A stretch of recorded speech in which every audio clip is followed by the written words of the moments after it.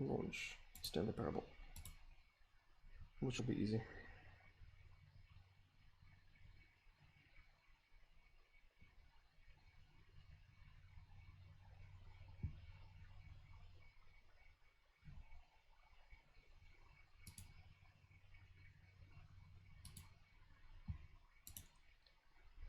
Stanley Parable is launching.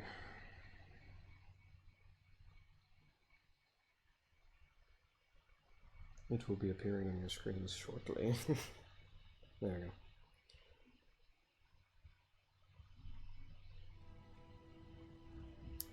And as you can tell from the screen, I have already played it and have already gotten a specific ending which changes the start of the game to look like this.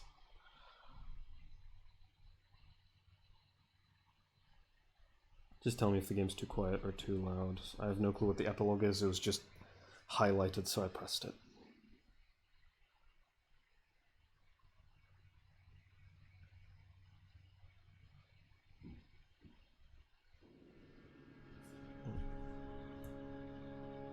Damn, this frame rate is painful, hold on.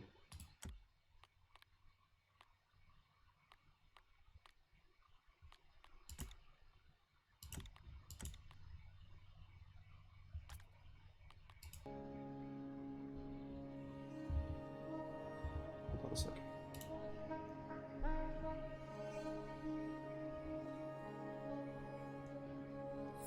The end is never the end is never the end is never.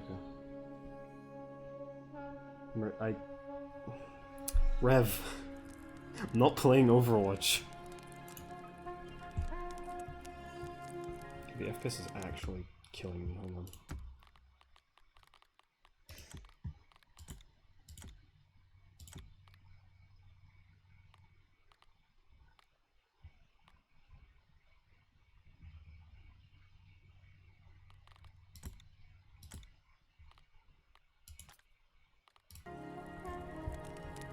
That should help. Star-Lord slash Tris. What are you on about?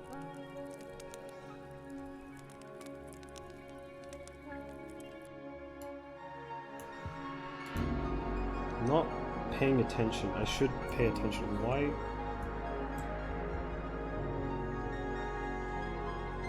Also, my sensitivity is so high.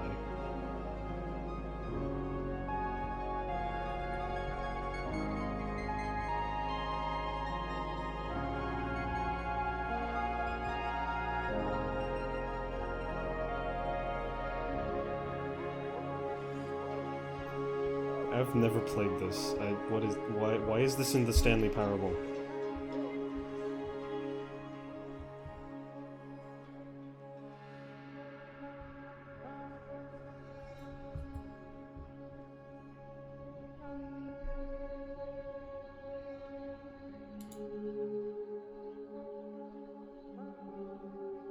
Oh? What's happening?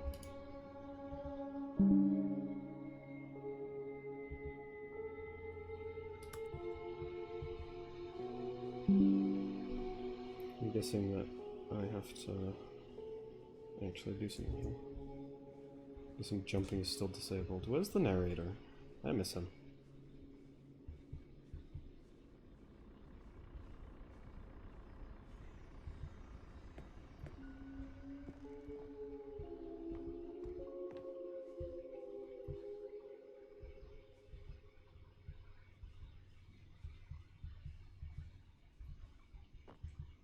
My sense is ridiculously high, I don't like this.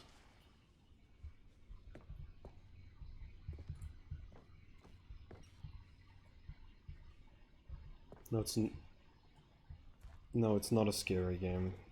This is I don't know why it's like this. This is supposed to be a comedy game. Cookie9's blog. Uncompromising gaming content. Review the Stanley Parable 2. Like so many, I enjoyed my time with the original Stanley Parable, which underscores how truly disappointed I am with its sequel. Where the first game teemed with originality, the Stanley Parable 2 is dull, uninspired, and often insulting to its fanbase. Rather than expand on what made the first game enjoyable, the sequel veers off into territory nobody asked for. An infinitely deep hole? Who cares? Where are the new endings? What about enjoyable bits from the Stanley Parable 1, like the adventure line? Instead, we got an uninspired side quest collecting figurines. Even this diversion feels incomplete. Collecting all the figurines gives you nothing. Can you actually like interact with the cat dog born? Scientists confirm hybrid species. Okay. Can you actually interact with this? No, you can't. Okay, so that's okay.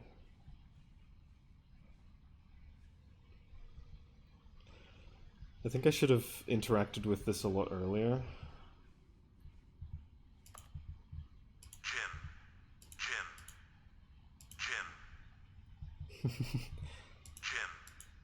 I should have interacted with this button a lot earlier.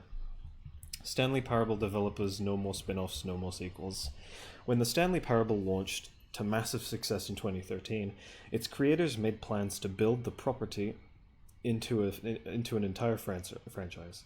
But a disastrous critical and commercial reception to the Stanley Parable 2 has prompted the developers to rethink their ambitions, as outlined in a press release they published today. My guess is that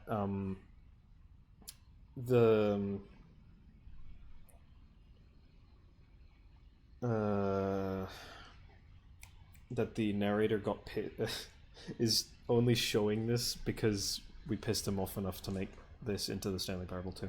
Anyway, it's clear that more Stanley Parable is just not what the fans want, reads the press release. We thought that we had a vision for the series that players would be excited about, yet it turns out this could not have been farther from the truth. The press release goes on to promise to preserve the artistic integrity of the original game and to stop assaulting fans with our reckless and insulting creative visions. The word sorry appears more than 25 times in the press release. Okay. Still can't jump. I gotta stop pressing spacebar.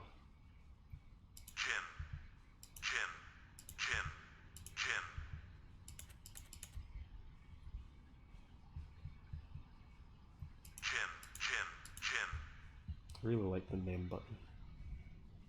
It's my favorite button.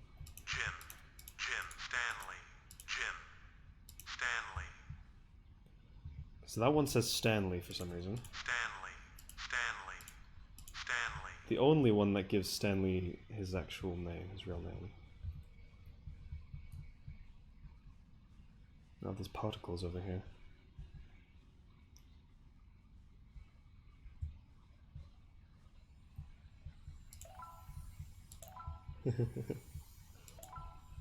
The collectibles. And I have 26 out of 6 of them. Jim is better than Stanley, I agree.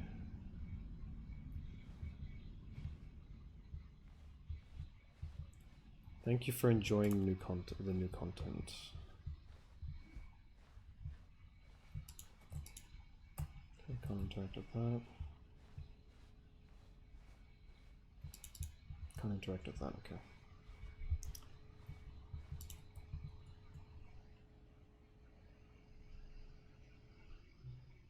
Hello again. It's nice to see you. But it's terrible to learn that there will never be another Stanley Parable game. Did you read what the developers said? Preserve the integrity of the franchise? What nonsense! The Stanley Parable is not sacred. We do not need to protect it. Screw the legacy. Let's keep making Stanley Parable games until the sun explodes. Let's run this franchise into the ground. Let's drag it through the mud and back. And if people hate it, who cares? You see, that was the narrator's problem. He was so obsessed with what people thought of his work. Don't make his mistake. Don't cling to the legacy. Let it burn. It's not hard. In fact, let me show you. Together, we are going to make the Stanley Parable 3. It's simple. All we do is change the number in the game's title screen. We also need a really dumb subtitle for the game, something loud and gaudy. Go ahead, Try combining some random words together to make a new title for our game. Going up, picking up shit for Spider tomorrow. Nice. It's either me or the train station.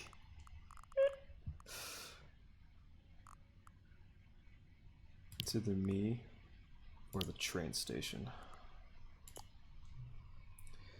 The Stanley Parable 3. It's either me or the train station. It's absurd. I love it. Every time we restart the game, we'll advance the number of the sequel by 1, and then we'll pick a new subtitle. That way, the Stanley Parable will never end. And nothing in the game itself will change when you do this either. Adding more content sounds like work. No need to do that. Actually, this sounds a lot like the Call of Duty franchise to me. It'll just be the same content, recycled again and again and again, with a new title screen. What do you say? Should we go forward with this plan? I like it, but I want you to say, but I want you to have a say as well. Let's do it. Good, then it's agreed. A new sequel every time you start the game. And you know what? Since you've put faith in my idea, I feel like giving you something as well. You see, I'm noticing that the narrator never found a way to give you the broken achievement, did he? Of course not. I wouldn't expect him to know how. It's been bothering me. Let's fix it. Alright there, new achievement machine is all fixed. You see, I'm on your side. We're in this together. We're going to keep this train rolling. The Stanley Parable cannot end. It can only spiral in on itself, forever. I must keep the wheel turning. I'm ready. Are you ready? Great. There's only one last thing we need to do. Please enter the current time. It is currently 22. So PM 10:22. Actually, I'll wait for it to be 23, like that's the right time.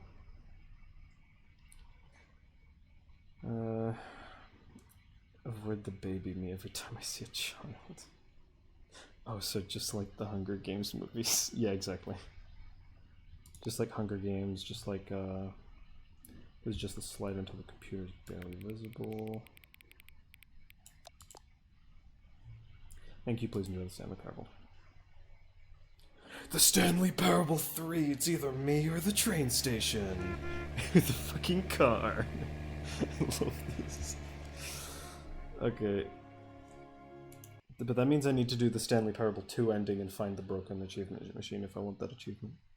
Which I can't remember how to do. This is the story of a man named Stanley. I'm not gonna skip. I can choose the baby next time. In a big building where he was employee number 427. Employee number 427. Is this too quiet, by the way? Simple. He sat at his desk in room 427 and he pushed buttons on a keyboard. Orders came to him through a monitor at his desk, telling him what buttons to push, how long to push them, and in what order. This is what employee 427 did every day of every month of every year. He seems like he's a great life. Might have considered it soul-rending. Stanley relished every no, I didn't. Thank you for reminding me. As though he had been made exactly for this job. And Stanley was happy. And then one day, something very peculiar happened. Something that would forever change Stanley. Something he would never I should also quite change forget. the name, maybe. Hold on. He had been at his desk for nearly an hour when he realized that not one single order had arrived on the monitor for him to follow. No one had showed up to give him instructions, call a meeting, or even say hi. Never in all his years at the company had this happened. This complete isolation. Something was very clearly wrong. Shocked, frozen solid, Stanley found himself unable to move for the longest time. But as he came to his wits and regained his senses, he got up from his desk and stepped out of his office. Game has been changed.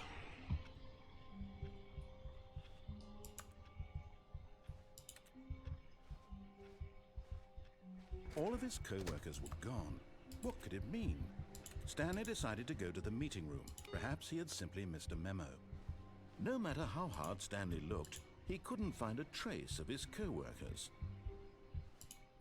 Is it normal for that computer to be on? I don't remember. Yeah, there is a command, you can use a command for it, but I just forgot to do it.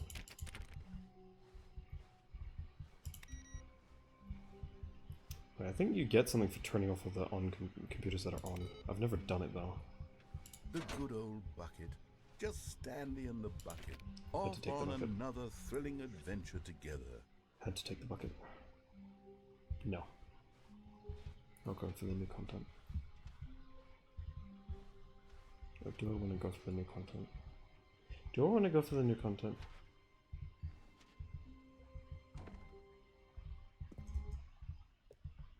Yeah, new content. I want that achievement.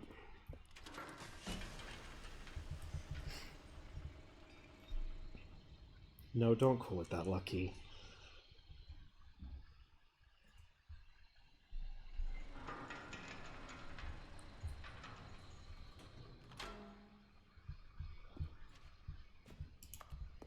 Buckets. You see, Stanley, I've been reflecting on the Stanley Parable and about how roundly disappointing this ultra deluxe Lucky. version has turned out to be. The original Stanley Parable was a landmark, and any new content for it should live up to that legacy. So forget this ultra deluxe nonsense. I say we take it one step. What happened to the light? further. What happened to the lighting? Which is why The lighting I'm just very broke. proud to announce for the first time ever the Stanley Parable 2. Yeah, that's a good self-report, I think. Yes, you see, isn't this far superior to a measly re-release with a few minor additions? Think of all the new territory we'll cover with a fully fledged sequel. An entirely Testing new two experience, printers built from the at ground the up. same Why, time. there are so many possibilities. It could go in so many different directions. This is what fans have truly been asking for. I'm not paying attention. I'm just doing my own thing here. The end is never the end. Again. 427. Investor Showcase. Calling it the Stanley Parable 2 is just so much catchier than Ultra Deluxe, don't you think? Ultra Deluxe? What does it even mean? But the Stanley Parable 2, now that's an artistic statement right there. It's future-oriented. It screams progress and innovation and long-term Just the two franchising of Oh my content. god, really? it's just it's the lyrics to just the two of us. Oh my god. Okay. I like this game. I love this game. It's so funny. That wasn't the deciding factor, by the way, if I like it. It's just a good game. Check your Discord. Yeah, okay, I can do that now. Yes, I saw that. I just didn't make a remark. Not a bird. Oh god. Meeting at 2 p. Oh, okay. Cool. Just like a bunch of 2.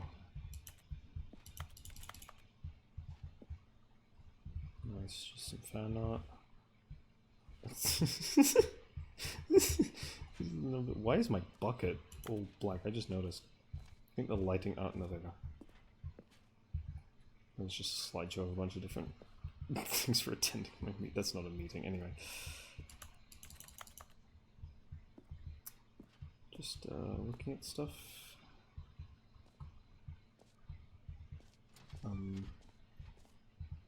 To Stanley, anyway.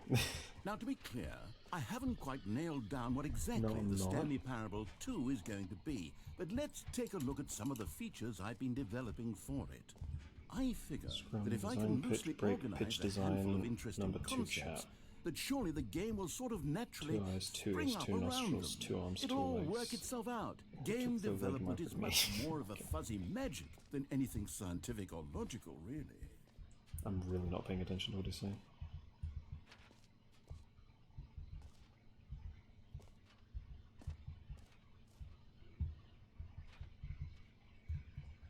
Every pause button is a okay.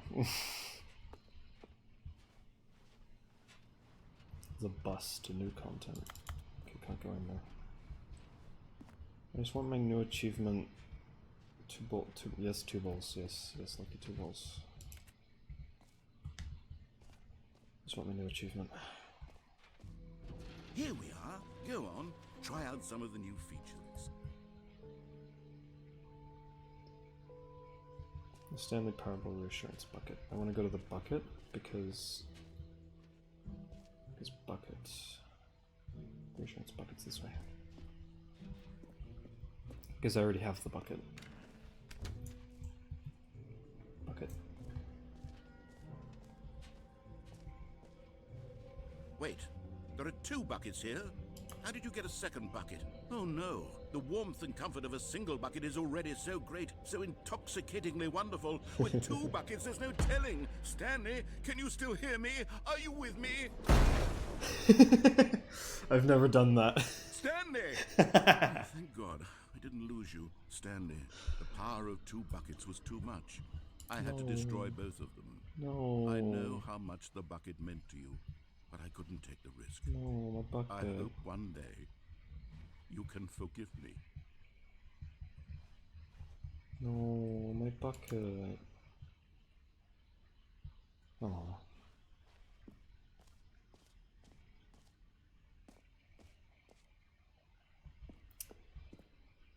Oh well, where's the achievement?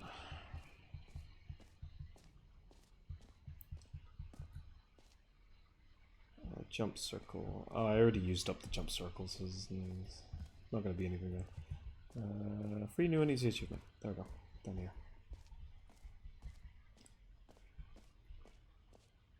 Pull the lever. Receive your new achievement, no more steps. It just works.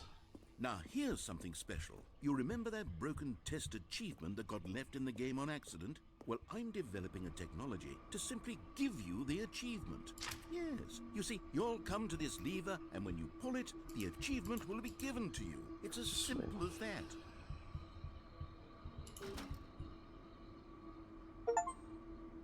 Boom. As you can see, the machine is not working yet since... What? Wait, what in the holy hell is going on? You got the achievement?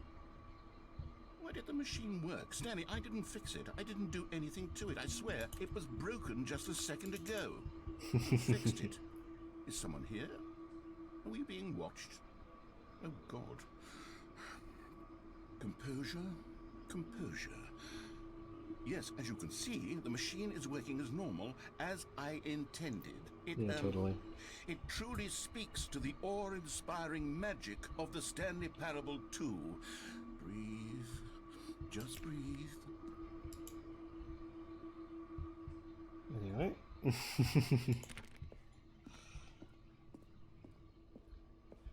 Okay, this is gonna sound stupid since it's just like one guy and out, but the fucking voice acting in this game is peak. No, it really is. He's very good. What other exhibits haven't we seen yet?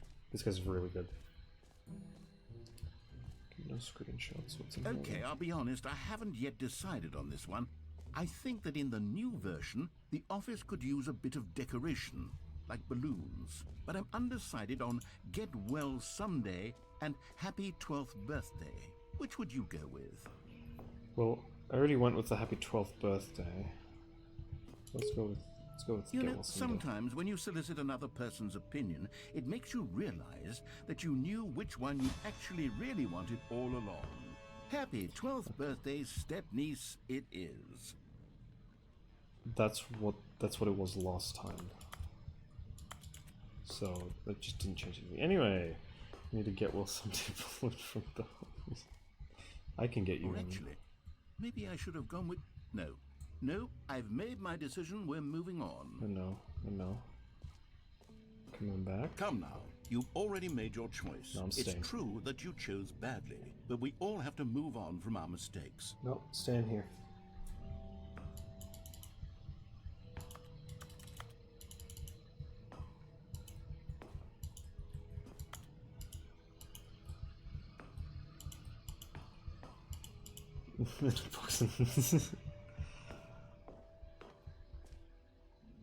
No, I want you to switch the balloon.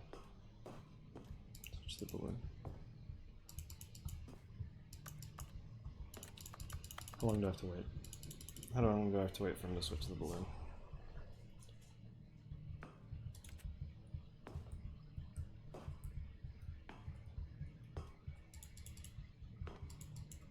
How long do I have to wait?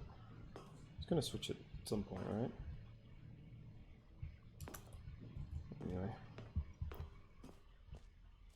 There's one ending that I haven't gotten yet. That I still need to get. I'm gonna go to the collectibles, because I already have like 26 of them. Might as well get more, right? Alright, Portal... Yeah, Portal 2 was really fun. I have Portal 1 right now. Oh. I have Portal 1 that I bought recently for like 86 cents. It was very cheap. I'm gonna play that. It's not multiplayer though, sadly. I'm gonna play that eventually though. Oh, that's the exit. No, I want to go to the other stuff first. Yeah, jump circle is 0 jumps left. You know what? Let's bring the jump circle back for Stanley Parable 2 as well. It's a... Oh, wait. You already spent all your jumps the first time we saw the jump circle? Oh well. I suppose it can just be a nice decorative piece then. No jumps remaining, player 2. You're right. Damn. That 0 is looking crispy. Oh. Infinite hole. I've already gotten an ending with the infinite hole, but I'm just gonna go this way anyway. Oh, I've seen a genuine theory with this, and that makes no sense, by the way. Damn, crazy. I'm loving his whole entrance, infinite. Yep. I can confirm that it's not infinite.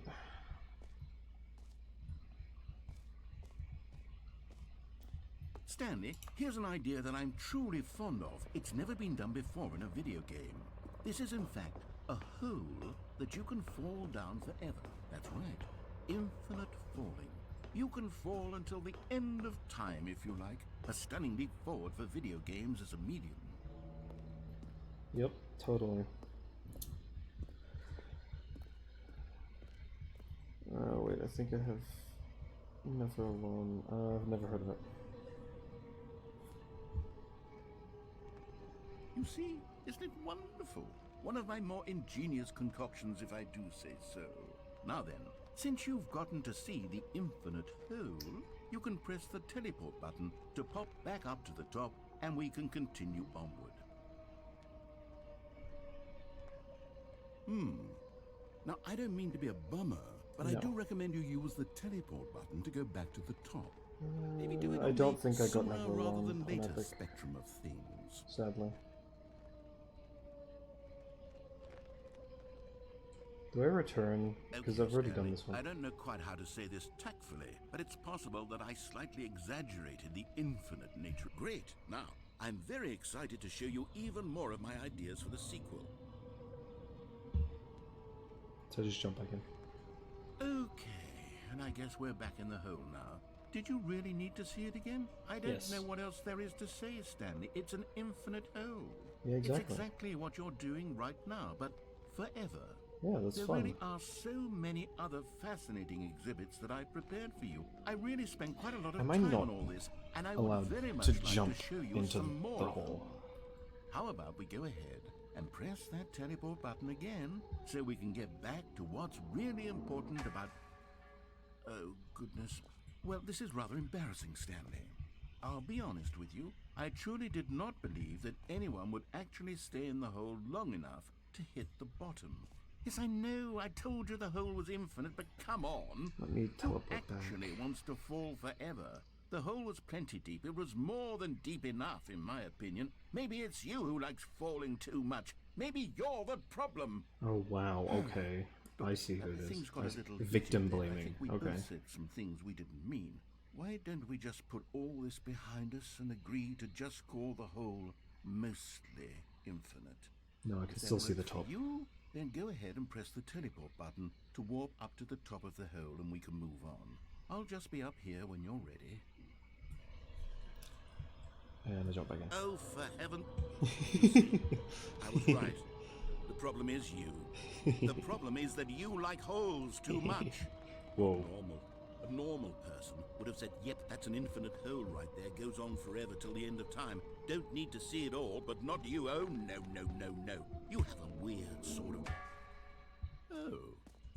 Did the hole seem even shorter to you this time? I couldn't help but feel like you spent a little less time in there than you did before. I mean, Admittedly, I didn't make an infinite hole, but I didn't think it was that not infinite.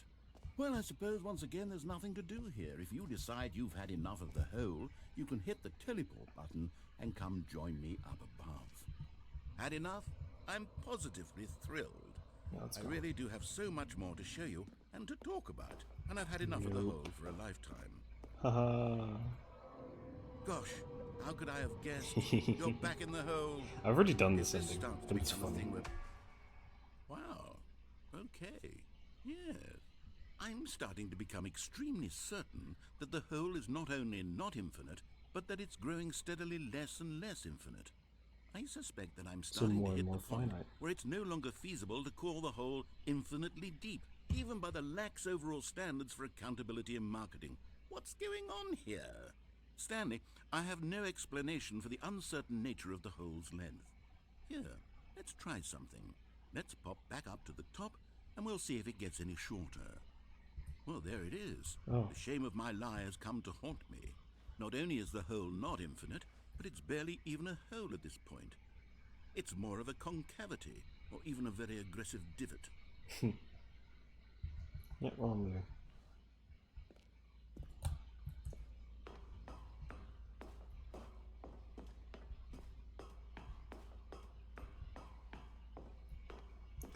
Because that goes to an ending, and I don't really want another ending right now.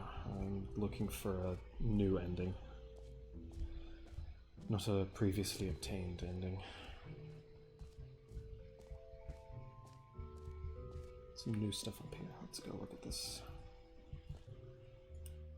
Settings World Champion. Let's look at that.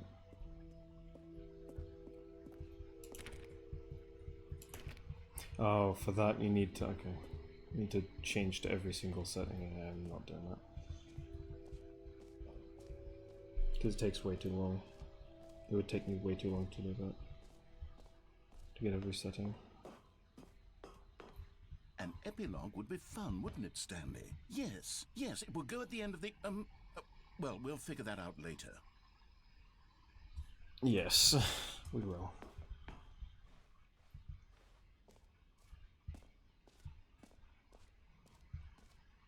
Okay, I'm gonna go to the exit now, because I've looked at enough things. Hold on, there's something down here that I didn't look at. Damn, I wish you could sprint in this game. Wait, no, there's nothing over here.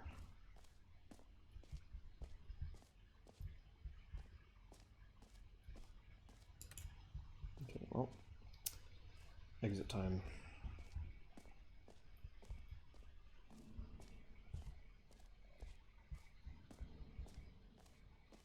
Exit is this way. Oh, wait, hold on. I need to go past this. Come on, there we go.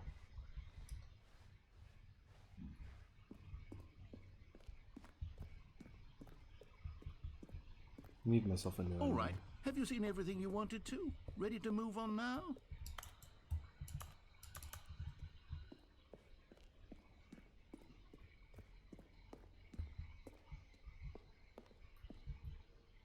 New mug. So, Stanley, what do you think?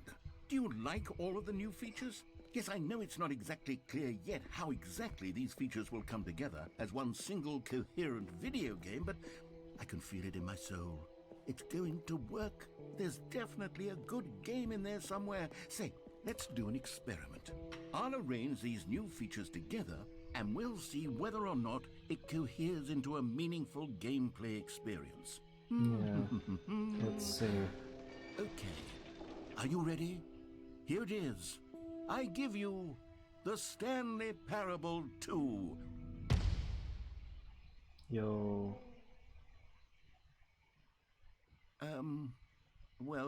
I mean, there's potential here, right? It's Yeah. sort of... Okay, never mind. Hold on. Let me do a different arrangement.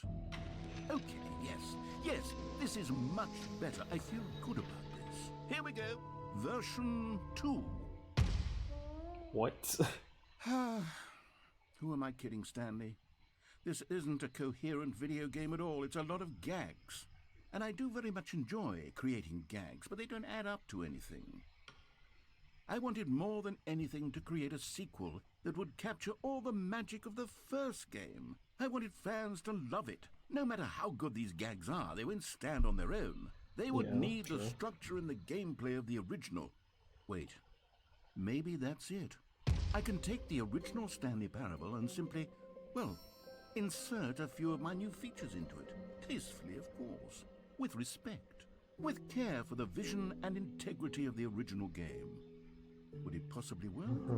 I suppose it could. But it would need a really, really tremendous title screen. A title screen that says with bold and uncompromising conviction, "This is the Stanley Parable 2. Let me see if I can whip something up. All right, perfect. Go ahead. Take a look. Stanley Parable 3. It's either me or the train station.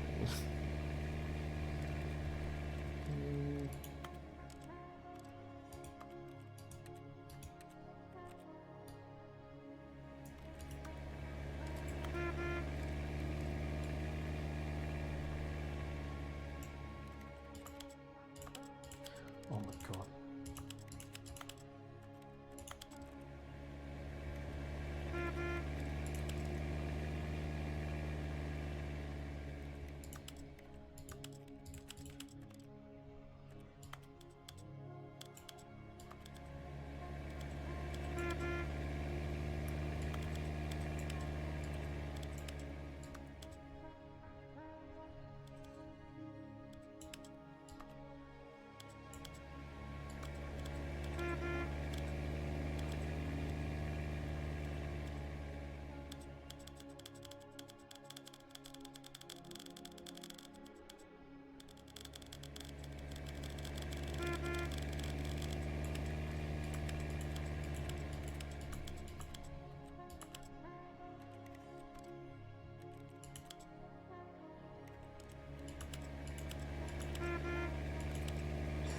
Plasma rifle. Joe's favorite play of the game. Windows. Don't.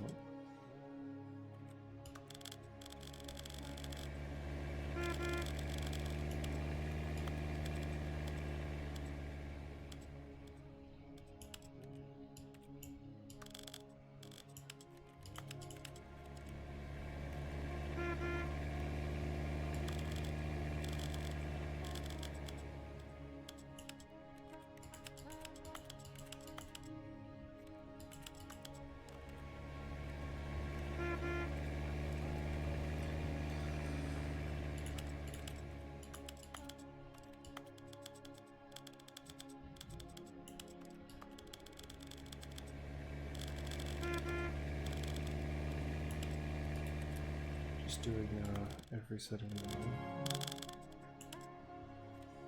This is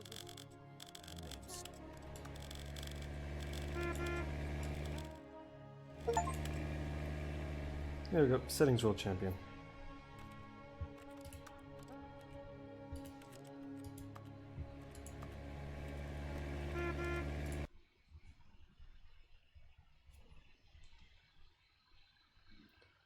That's two new achievements in one. All of his co-workers were gone. What could it mean? Stanley decided to go to the meeting room. Perhaps he had simply missed a memo. It's just no matter how hard Stanley looked, he couldn't find a trace of his co-workers.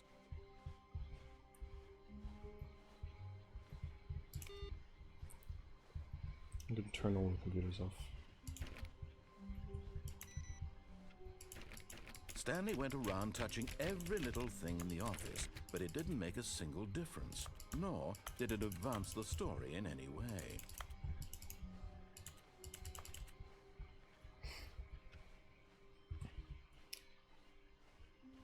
So... When Stanley came to a set of 2 open doors, this was not the correct way to the meeting room, and Stanley knew it perfectly well. Perhaps he wanted to stop by the employee lounge first, just to admire it. I need to turn all the computers off.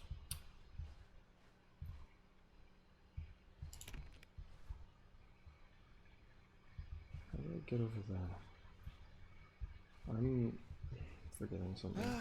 Yes, Sure of it. truly a room worth admiring. But eager to get back to business, Stanley took the first open door on his left. And so he detoured through the maintenance section, walked straight ahead to the opposite door, and got back on track.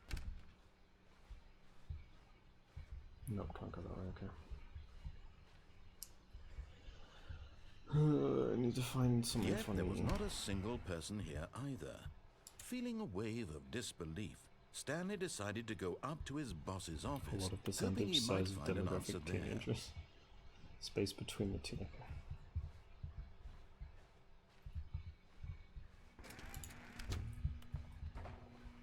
Stanley stepped into the broom closet, but there was nothing here, so he turned around and got back on track. No, I'm staying here. And this is now an AFK broom closet stream. There was nothing here.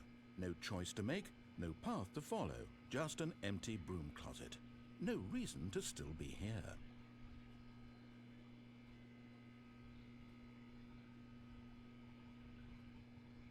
It was baffling that Stanley was still just sitting in the broom closet. He wasn't even doing anything. At least if there was something to interact with, he'd be justified in some way. As it is, he's literally just standing there doing sweet FA.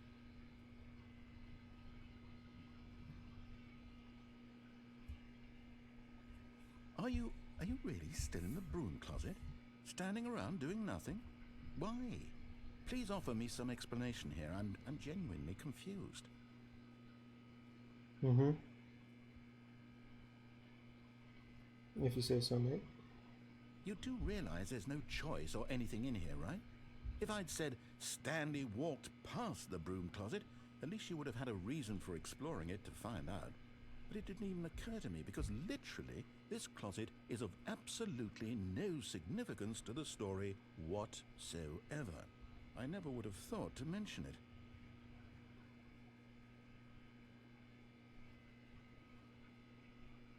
Maybe to you this is somehow its own branching path. Yep. Maybe when you go talk about this with your friend, you'll say, "Oh, did you get the broom closet ending? The broom closet ending was my favorite."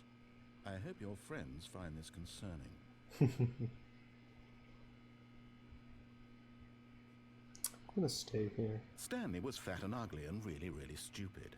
He probably only got the job because of a family connection. That's how stupid he is. That or with drug money. Also, Stanley is Wow. addicted to drugs and hookers. Wow. Okay, I see how it is. Well, I'm staying here, so... Well, I've come to a very definite conclusion about what's going on right now. You're dead. You got to this broom closet, explored it a bit, and were just about to leave because there's nothing here, when a physical malady of some sort shut down your central nervous system and you collapsed on the keyboard. Well, in a situation like this, the responsible thing is to alert someone nearby so as to ensure that your body is taken care of before it begins to decompose. Uh-huh. Hello? Anyone who happens to be nearby? The person at this computer is dead. They have fallen prey to any number of your countless human physiological vulnerabilities. It's indicative of the long-term sustainability of your species. Please remove their corpse from the area and instruct another human to take their place, making sure they understand basic first-person video game mechanics and filling them in on the history of narrative tropes in video gaming, so that the irony and insightful commentary of this game is not lost on them. All right, when you've done that, just step out into the hallway.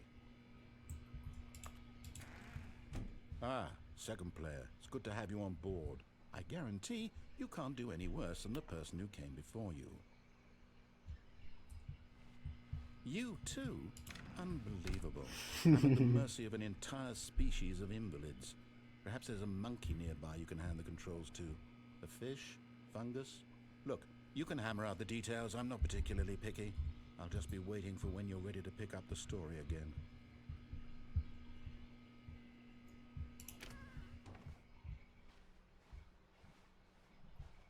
Coming to a staircase, No. Stanley walked upstairs to his boss's office.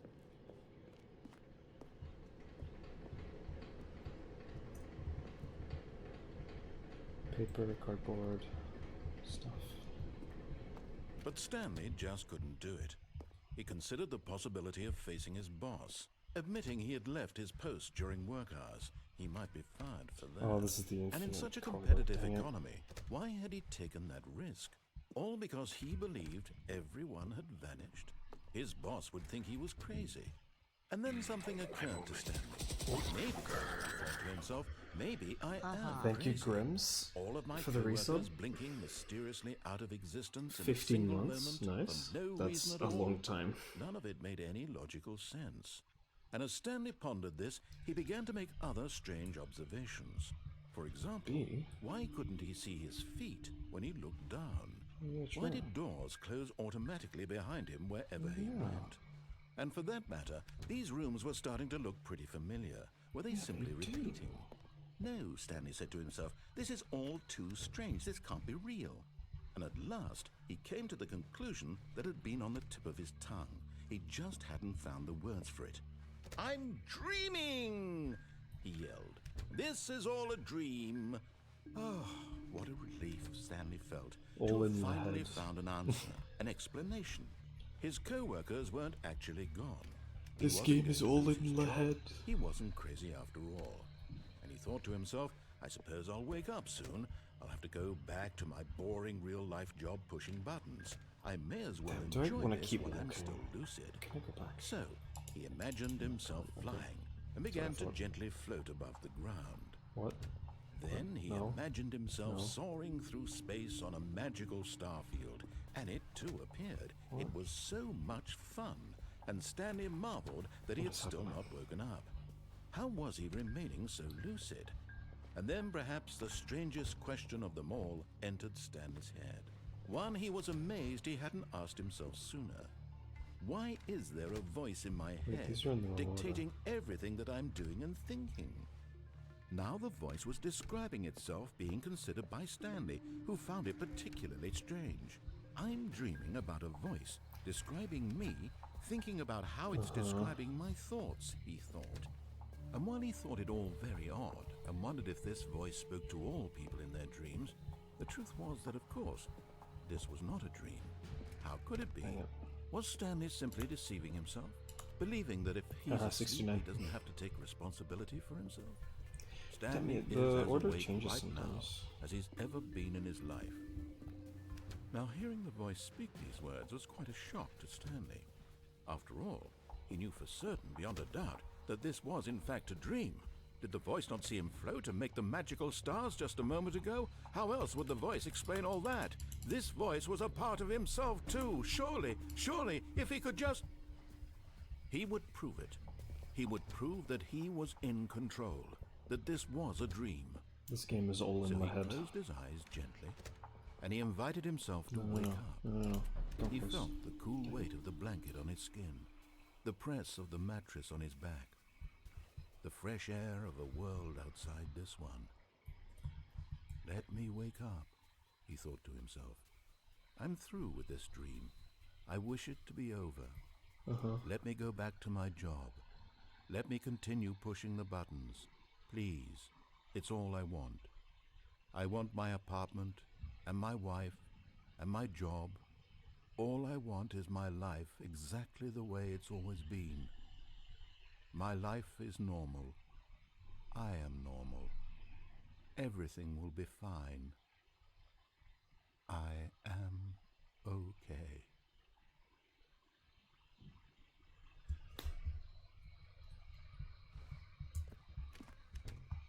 Stanley began screaming. Please, someone, wake me up. My name is Stanley. I have a boss. I have an office. I am real. Please, just someone tell me I am real. I must be real. I must be. Can anyone hear my voice? Who am I? Who am I? And everything went black. Okay. This is the story of a woman named Mariella. What? Mariella woke up on a day like Oh, I any forgot other. about this. She arose, got dressed, gathered her belongings, and walked to her place of work. But on this particular day, her walk was interrupted by the body of a man who had stumbled through town talking and screaming to himself, and then collapsed dead on the sidewalk. And although she would soon turn to go call for an ambulance, for just a few brief moments she considered the strange man. He was obviously crazy. This much she knew. Yep. Everyone knows what crazy people look like. And in that moment, she thought to herself how lucky she was to be normal. I am sane. I am in control of my mind. I know what is real and what isn't. It was comforting to think this, and in a certain way, seeing this man made her feel better. But then she remembered the meeting she had scheduled for that day. The very important people whose impressions of her would affect her career, and by extension, the rest of her life. She had no time for this, so it was only a moment that she stood there, staring down at the body. And then she turned and ran.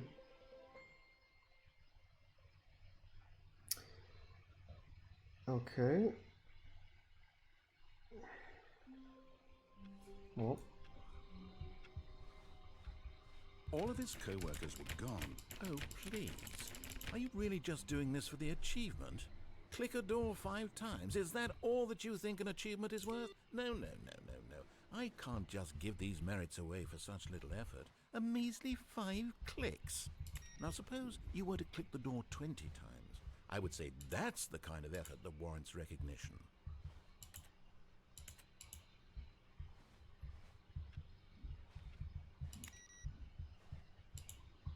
What? Input received.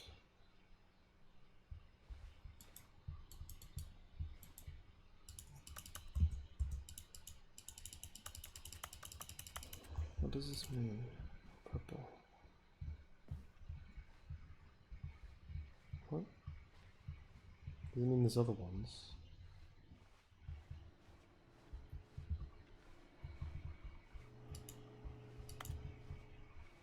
What does input received mean? Hold on.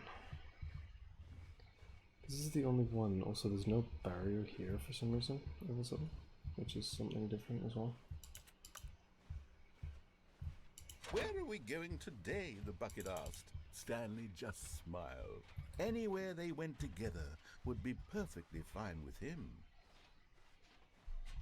Stanley clutched the bucket tightly to his chest and entered the door on his left.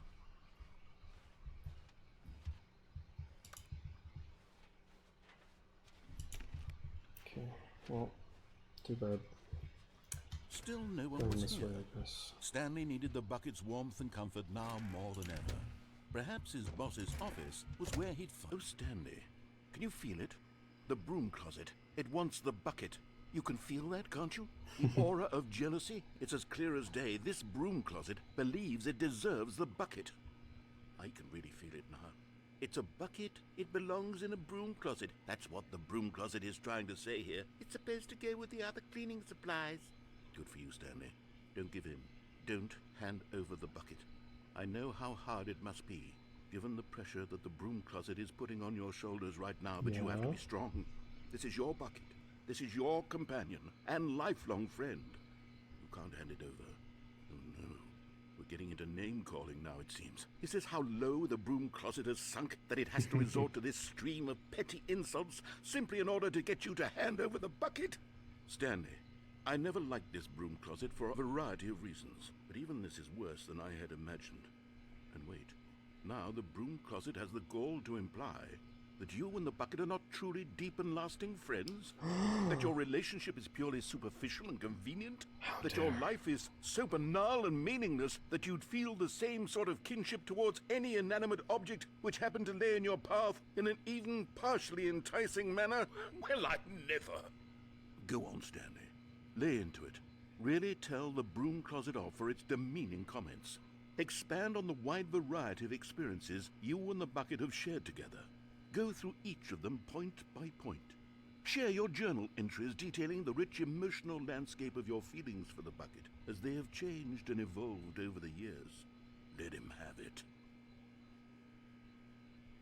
Now I'm going to sit here. Because I can. Okay, I've got you something which I think will help settle this debate once and for all. Here we go. There. Now it's settled. Yo. No more debate, no more discussion. Take a hike, Broom Closet, with all your meandering philosophical diatribes about the nature of cleaning supplies and their relationship to broom closets in the natural order of things. I'm staying here. All right, I've got a second sticker back here, and I'm going to slap it on as well because I think it's appropriate. You see? I feel that it works because the sticker is also a bucket. I agree. That way, if you're ever unsure whether the thing you're holding is a bucket or not, you can look down at this sticker and say to yourself, ah, it's a bucket. Wow. There really Okay, is a no, you're wide right. variety of applications for this sticker. I think he's right. You know what? I could take the name-calling and the dismissal of your kinship with the bucket, but now the broom closet is just giving us the silent treatment. And to be Wow. honest, I'm sick of the pettiness on display. You can stay It's here crazy. all you like, but I've had it with this impetulant room of cleaning supplies. Easily the most childish such room I've ever been in. I'll see you outside, and we can get on with the story about you and your bucket. Okay, I think that's it for the bracelets. Coming to a staircase, Stanley and the bucket walked upstairs to the boss's office. Oh wait, I've never done this with the bucket. This bottom one is the bucket. I've never done it. But Stanley just couldn't do it. He considered the possibility of facing his boss, admitting he had left his post during work hours. He might be fired for that. And in such a competitive economy, why had he taken that risk? All because he believed everyone had vanished? His boss would think he was crazy. And then Is this any something different? occurred to Stanley. Maybe, he thought to himself, maybe I am crazy. He looked down at the bucket in his arms. Am I It's crazy? different. He asked the bucket. The bucket returned his gaze, but said nothing at all. That's strange, Stanley thought. Usually the bucket is a source of guidance and wisdom for me in difficult times such as these. He held the bucket close, yet felt none of its familiar reassurance and comfort. And that's when Stanley realized, this isn't my bucket. It's just a normal, everyday bucket. Someone What? else's bucket, perhaps. How did I end up with someone else's No, this bucket? is mine. This It's is all the property of terribly Stanley. wrong. Surely no good would come from this. Who knows what sorts of bizarre hallucinations Stanley might experience without the psychologically grounding presence of his bucket. And indeed, now he noticed that the rooms were repeating, which was, of course, very odd. And now he felt himself floating off the ground.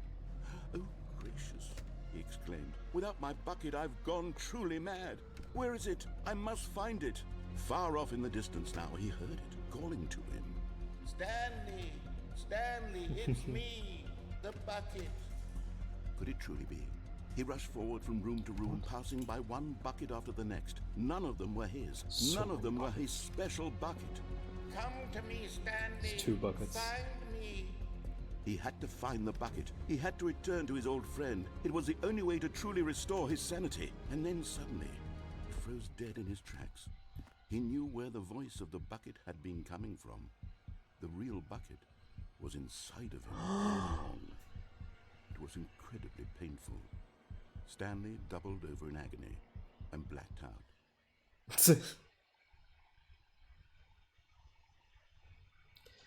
This is the story Oh of a my woman God, okay, named it's the same one, Mariella. Mariella woke up on a day like any other. She arose, got dressed, picked up her bucket of comfort and security, and walked to her place of work. But on this particular day, her walk was interrupted by the body of a man who had stumbled through town, talking and screaming to himself, and then collapsed dead on the sidewalk.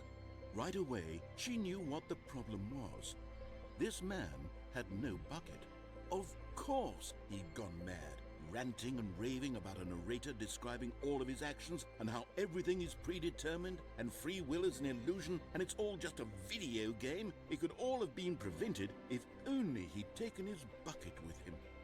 Perhaps he didn't even realize he'd forgotten his bucket at home in the first place. How cruel the world can be, Mariella thought, and she hugged her own bucket even tighter. But of course, she had no time for this.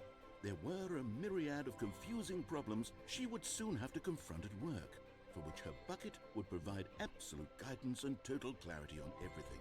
Heck yes, she thought to herself. My life kicks ass.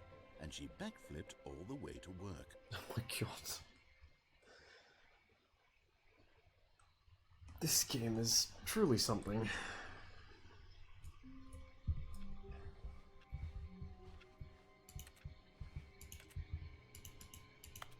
Does something happen if you just wait in the room the whole time? All of his co-workers were gone.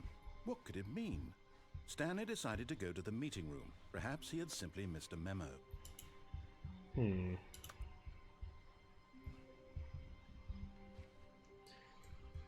Access, okay, it's not really anything.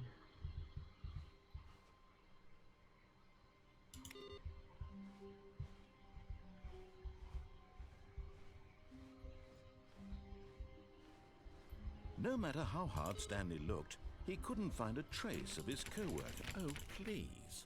Are you really just doing this for the achievement? Click a door 5 times. Is that all that you think an achievement is worth? No.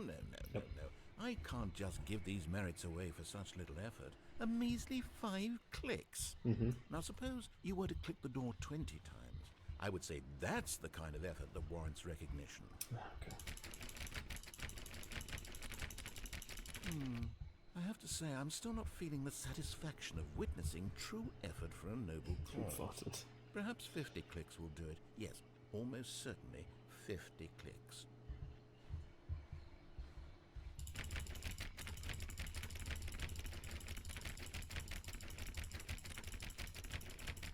Riveting gameplay.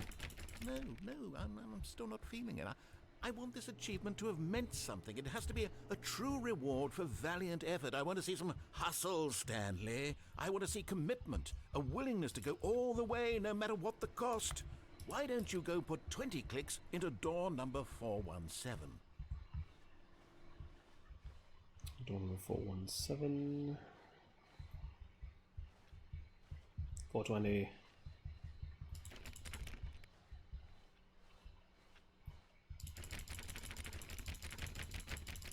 Oh, great. Now, go click a few times on door 437. 437 should be back here. Right? No. Yes. Excellent. I think we're getting somewhere. Now, door 415. Let's give it 10 clicks or so. Where's 415? This way.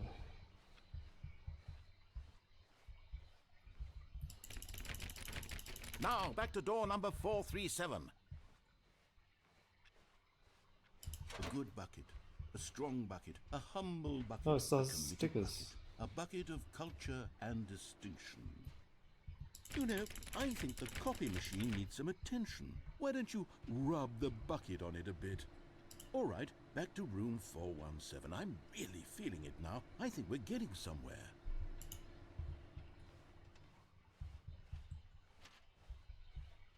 417. Okay, now bring the bucket on top of employee 419's desk.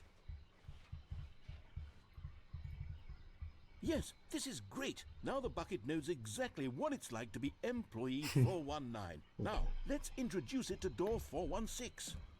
Wait, so I'm just bringing the bucket around now? Wait, so the achievement changes if you try... Oh wait, no, 416 is not that way. Where's 416? This way? No. Where's 416?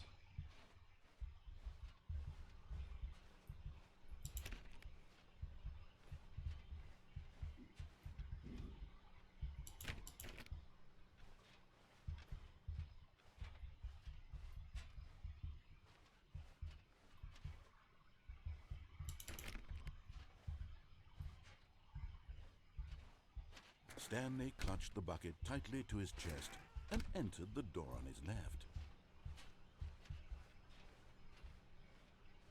Oh, I did a wrong choice. No.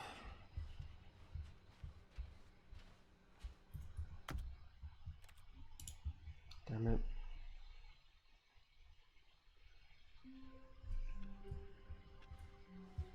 All of his co-workers were gone. What could it mean?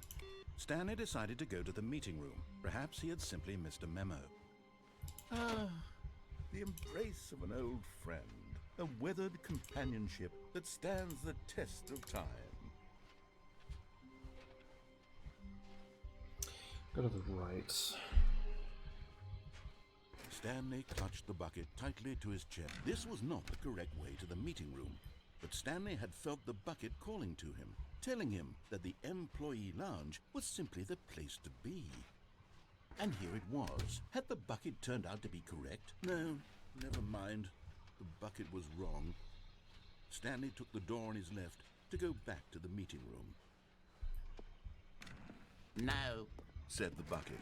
don't go to the meeting room. Go somewhere else. The cargo lift, yes. Go there. Go to the cargo lift.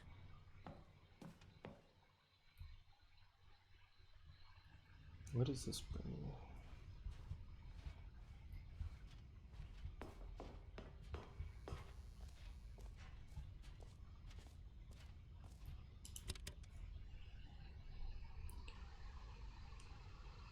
Okay, this is day number 295. Tape number... I don't even know. I've lost track. Nothing feels real anymore. The longer I study this bucket, the less sense anything makes. The sheer euphoria I feel every time I pick it up. No matter how many times I've done it, it's always the same feeling.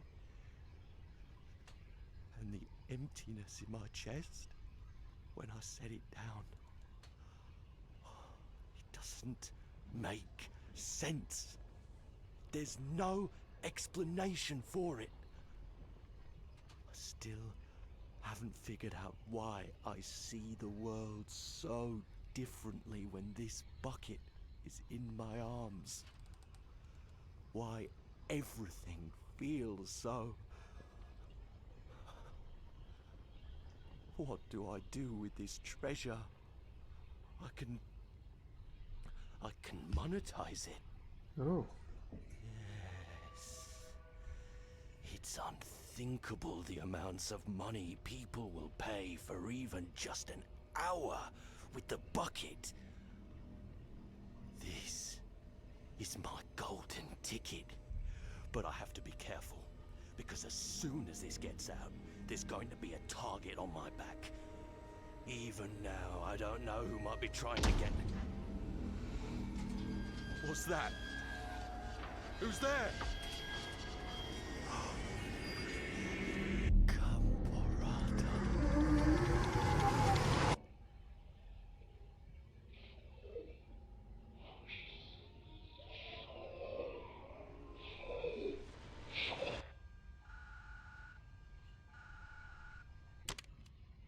Okay.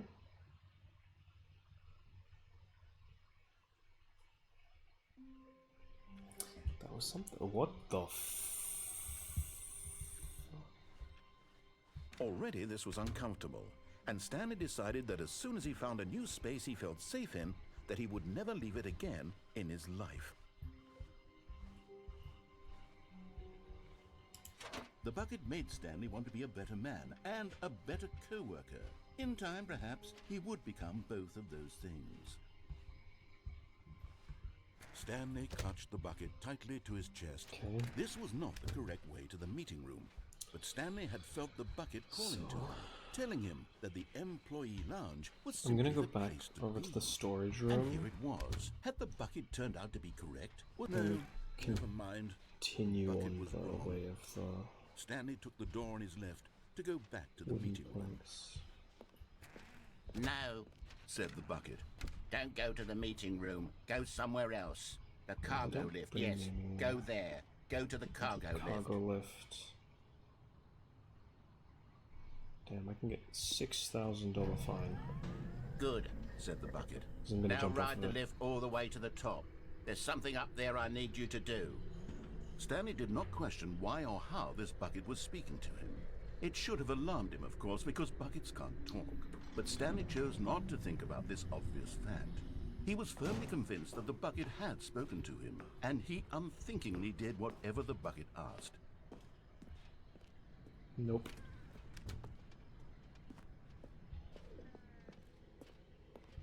No, stop. Look there on the wall, you see? There's a sign right there. It says, no buckets past this point. Stanley, how could you think it was I've already done okay to this. bring the bucket here?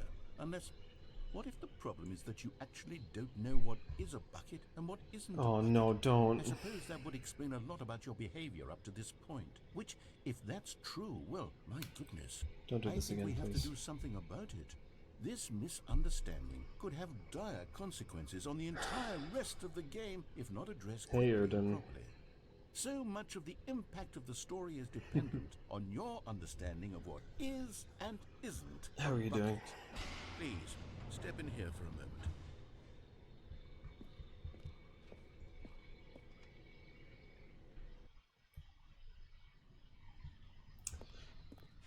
Now then, I'm going to Yeah, I run haven't you through streamed some in a long test time. scenarios, and you'll tell me whether or not the Been thing I'm busy showing you with is a school. bucket.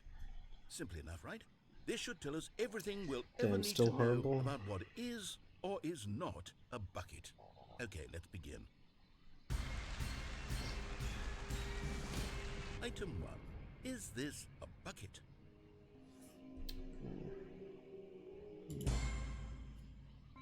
Correct.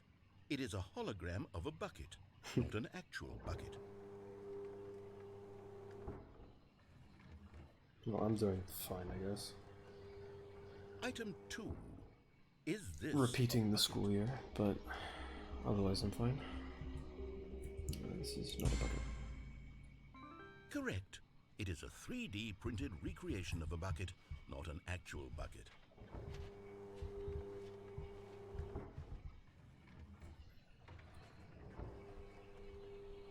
Item 3. Is this a bucket? Incorrect. This is a bucket. I failed the school year, just got, the grades were insufficient. Item 4. Is this a bucket? Correct. This is a tractor and not a bucket. To be honest, I just sort of put this one in here as a gimme, but I was starting to get concerned that Yeah, don't even worry, this don't worry. might be too much for you.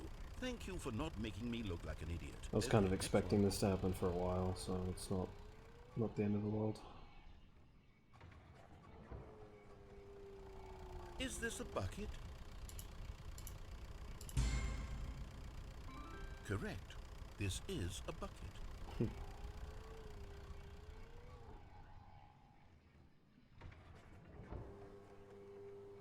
Item 6. Is this a bucket? Trick question. Both. Gotcha. Yeah. I know that it will be better. Item...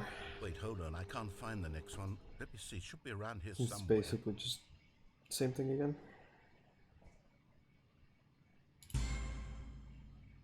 Okay, you and I both know there isn't anything here. And I don't appreciate the implication that nothing is a bucket when we both clearly know that a bucket is something. And therefore nothing could possibly be something. Unless, in your twisted mind, have you somehow convinced yourself that a bucket is nothing? Answer me straight, Stanley. Do you believe that nothing is a bucket? You know what?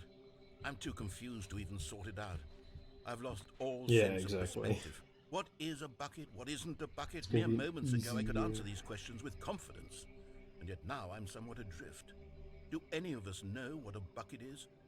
Am I a bucket? Stanley, will I can't slay. keep doing this. I'm losing myself, and myself was all I ever had to begin with. I'm afraid the bucket is threatening to tear our relationship apart. I can't have that. I'm sorry. But I'm going to erase all No, buckets don't from do the that, game entirely. please. Okay, here we go. Imagine you erase the entire game. What happened? Is everything gone? Why did Everything's a everything bucket. disappear? Wait, was everything a bucket? Every single thing in the game was a bucket. Oh my God, I had no idea. How could... except me. I'm not a bucket after all. And you, Stanley, you're still here. You're not a bucket either. Oh, this is Damn, wonderful crazy. news. We're not buckets. Yes, I actually feel much more at ease right now. It's delightful to get some clarity on that issue, but it doesn't change the fact that we haven't got a game. So, tell you what, I'll reset everything and we'll put back all of the buckets, okay? And Yes. we'll know that it's all a bucket. But if you Yes. run into anyone else, maybe don't mention that. Who knows what that information might do to a person? All right, here we go. Everything's a bucket. Someone was following Stanley. He was sure of it. If he checked over his shoulder now, he would surely catch them. It was only a matter of time. Every computer's on now, that's weird. It wasn't the case before. Ooh. Ooh. Okay. That's the second computer like that. If I'm a bucket, I want someone to... okay. No comment. No comment.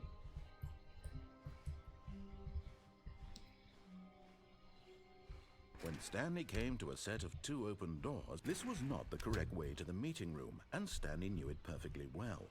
Perhaps he wanted to stop by the employee lounge first, just to admire it.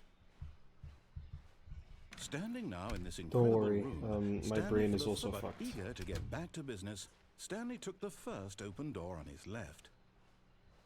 And for some reason I didn't instantly go, ew, that's disgusting. Stanley was so bad at following directions, it's incredible he wasn't fired years ago. I genuinely hesitated before. Look, Stanley, I think Giving a perhaps we've reaction, gotten off which, on the wrong foot here. I don't know if that's I'm a not good sure or a if we bad really thing. are. I realize that investing your trust in someone else can be difficult, but the fact is that the story has been about nothing but you all this time. There's someone you've been neglecting, Stanley. Someone you've forgotten about. Please, stop trying to make every decision by yourself. Now, I'm not asking for me, and this is it, Stanley. Your chance to redeem yourself, to put your work aside, to let her back into your life. She's been waiting. Oh no. That's her, Stanley. I mean, to be honest, yeah, well...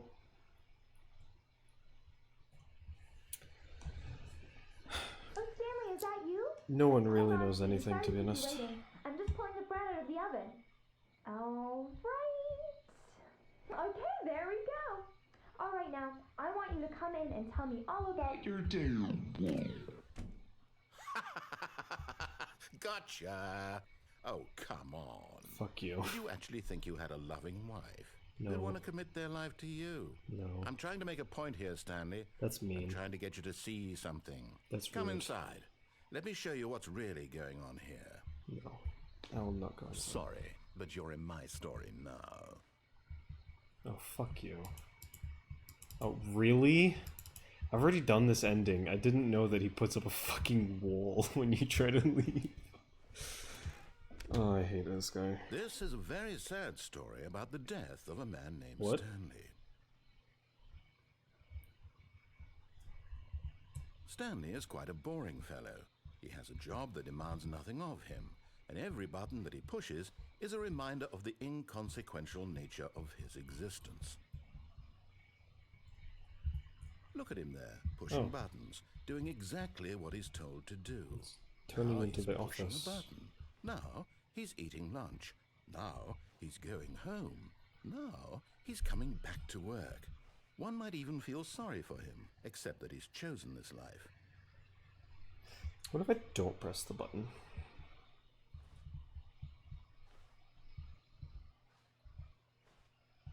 What if I don't want to press the button?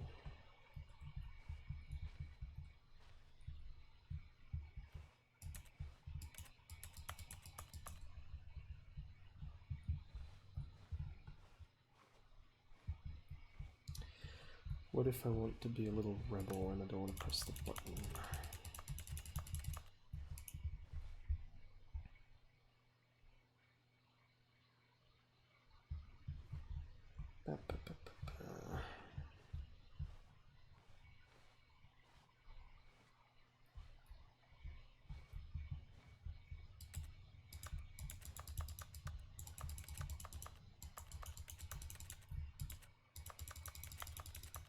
Oh, whatever. But in his mind, he can go on fantastic adventures.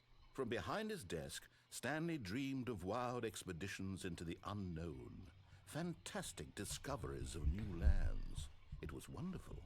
And each day that he returned to work was a reminder that none of it would ever happen to him. And so he began to he fantasize just about his own disappeared. job. Okay, I'll just begin the game again, because I've already gotten that one.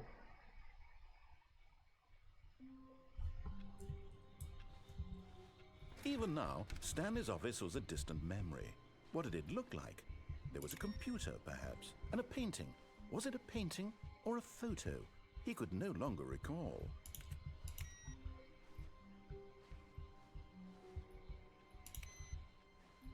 I want the new input, because there's been 2 of those so far. No, I want the bucket. Not everyone is so lucky to have a bucket, but Stanley is a very lucky fellow. Bucket. Very lucky indeed. Stanley clutched the bucket tightly to his chest. This was not the correct way to the meeting room. I know. But Stanley had felt the bucket calling to him, telling him that the employee lounge was simply the place to be. Yes. And here it was. Had the bucket turned out to be correct? No. Yes. Never No, mind. sorry, no. The bucket was wrong. Stanley took the door on his left to go back to the meeting room. No, Gotten said this the bucket. last ending. don't go to the meeting room. Go somewhere What's the else. bucket? Oh, A there's cargo lift, balloons yes. up there. Good. Said the bucket. Now ride the lift all the way to the top. There's something up there I need you to do. Stanley did not question why or how this bucket was speaking to him. It should have alarmed him, of course, because buckets can't talk. But Stanley chose not to think about this obvious fact. He was firmly convinced that the bucket had spoken to him, and he unthinkingly did whatever the bucket asked. In here, Said the bucket. go into this dark room over here. Stanley once again obeyed blindly. Now pick up the phone. Said the bucket. Pick up the phone and it will take us back home, where we can go about life together. Okay, I don't see the logic, but whatever. This is the sad story of a man named Stanley and his bucket. I've never gotten Once this upon a ending. time, I gave Stanley a bucket because I thought he was lonely and could use a friend. And then, very distressingly, he began to believe the bucket could speak to him.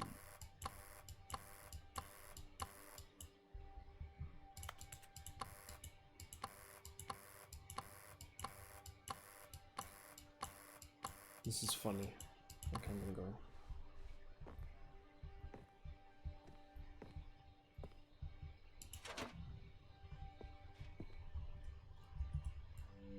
The Stanley Parable Reassurance Bucket was merely meant to provide the comforting glow of companionship. It doesn't literally talk and give you orders. Whatever Stanley is hearing the bucket say to him is just in his head. Okay, if you say so.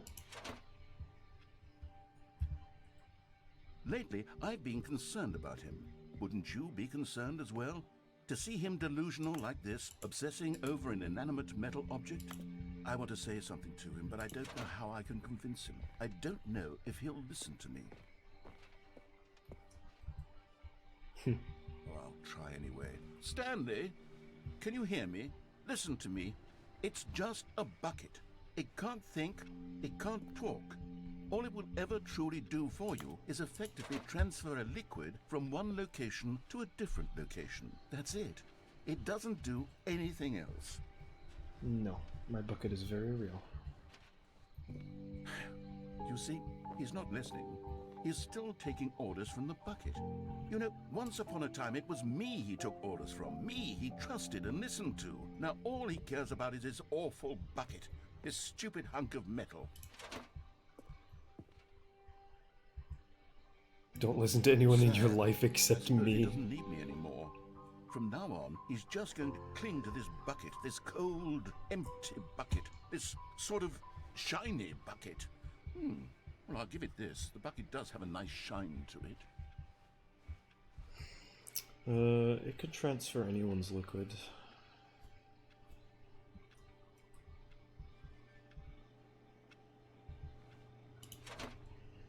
You believe I'm real, don't you, Stanley?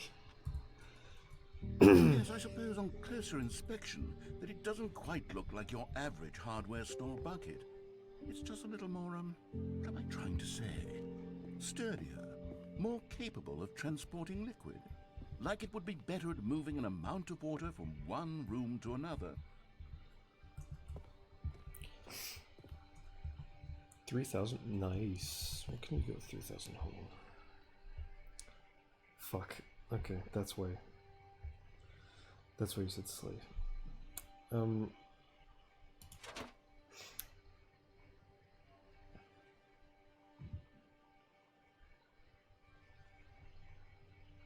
This bucket would very effectively transport my liquid. Anyway, press it to relive the same day with me over and over. Oh my god, what am I saying? Better at carrying water from room to room. It's a bucket. It's literally just a bucket. Why do I feel some need to point out the ways in which it's so much more than just a regular bucket?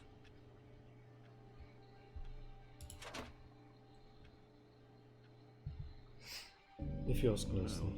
I'm having feelings for the bucket. No, no. What's going on? Why do I want to be with the bucket? Hear what the bucket has to say. Do anything it asks. What's wrong with me? I don't understand. Perhaps if I had the bucket, this would be less confusing. Yes, the bucket could tell me what to do in this troublesome situation. That's fucking sus as hell. What the hell? Stanley, give me the bucket. Give it to me. Give me the bucket, Stanley. I need it. Give it to me now. Give it or I'll... Close race. Go back to work, Stanley.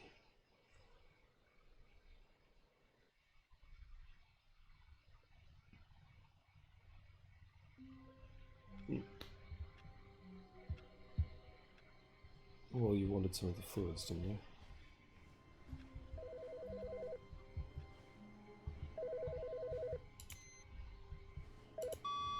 Hello. This is a recorded message scheduled either by you or a person in your place of work.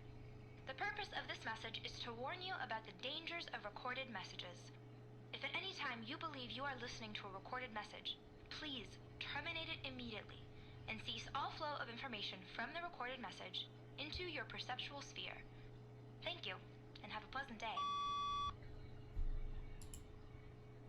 Okay. I think that's just a random event that can happen. It's never happened before. Don't think.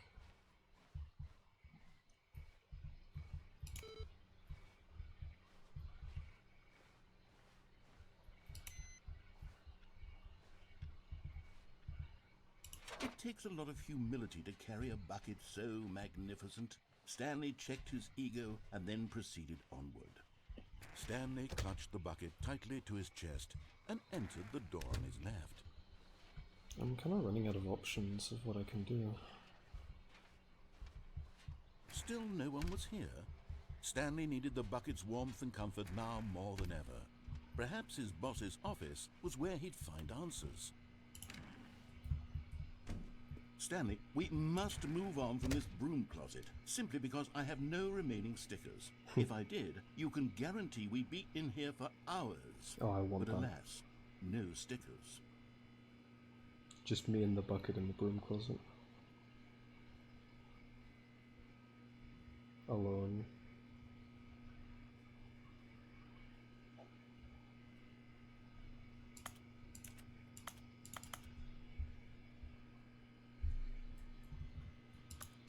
Not insinuating anything here by that, by the way, just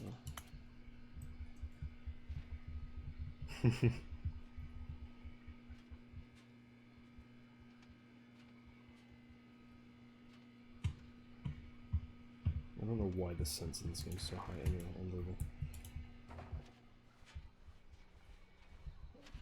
Coming to a staircase, Stanley and the bucket walked upstairs to the boss's office.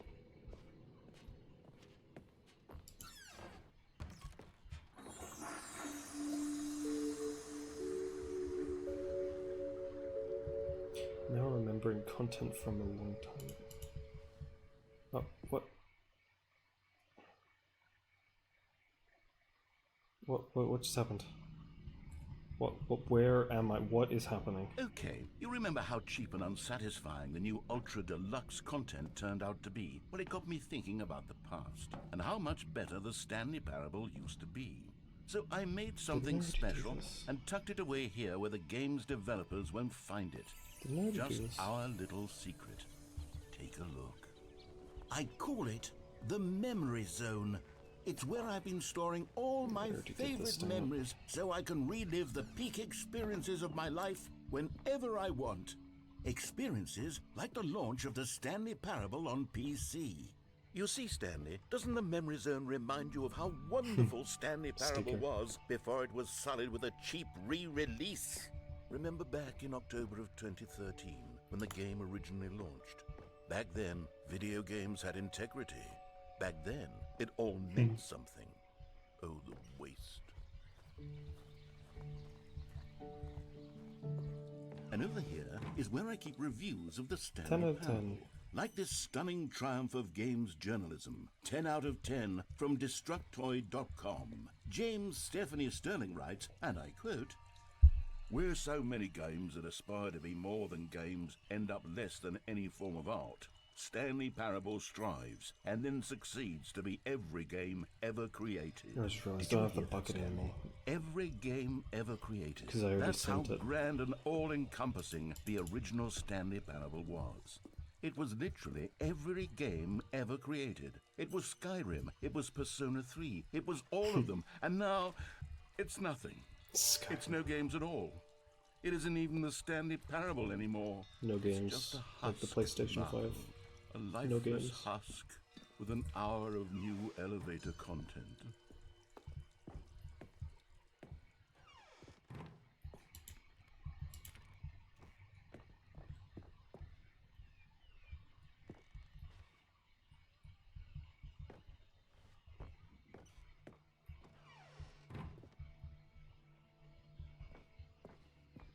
Here's another moving passage, this time from GameSpot.com. The Stanley Parable is both a richly stimulating Carpet commentary on the textures. nature of choice in games, and one that offers some of the most enjoyable, surprising, and rewarding choices I've ever been confronted with in a game. 9 out of 10. Don't you get it, Stanley? The game was perfect. It didn't need anything else. It didn't need new content. It just needed to be left alone, to spend the rest of time collecting dust in the hallowed hall of beloved video game memories. Yeah, but I mean, this one.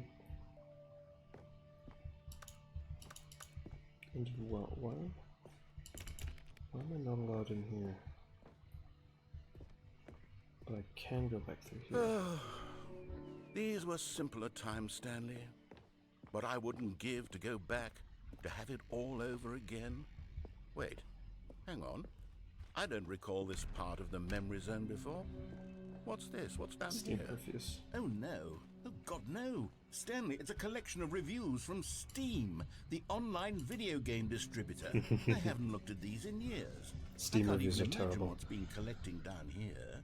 Surely these reviews were glowing as well, weren't they? Didn't go to sleep, so we're gonna think about stupid stuff. When next stream? No clue. Maybe tomorrow, maybe not tomorrow. Honestly, I could not be bothered to play this game to full completion. The narrator is obnoxious and unfunny, with his humor and dialogue proving to be more irritating than entertaining. Unfunny! Honestly, yeah, I'm tomorrow, trying to be tomorrow. funny. I'm trying to make a serious work of art.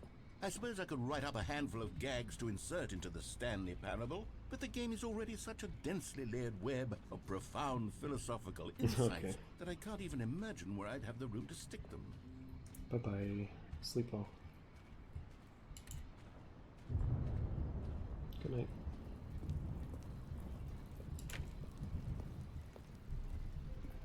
Okay, let's see what this one says. While the idea for the game is good, for someone who prefers Thank you very non-linear games, this preachiness gets annoying fast. Preachy? Stanley? I'm not preachy, am I?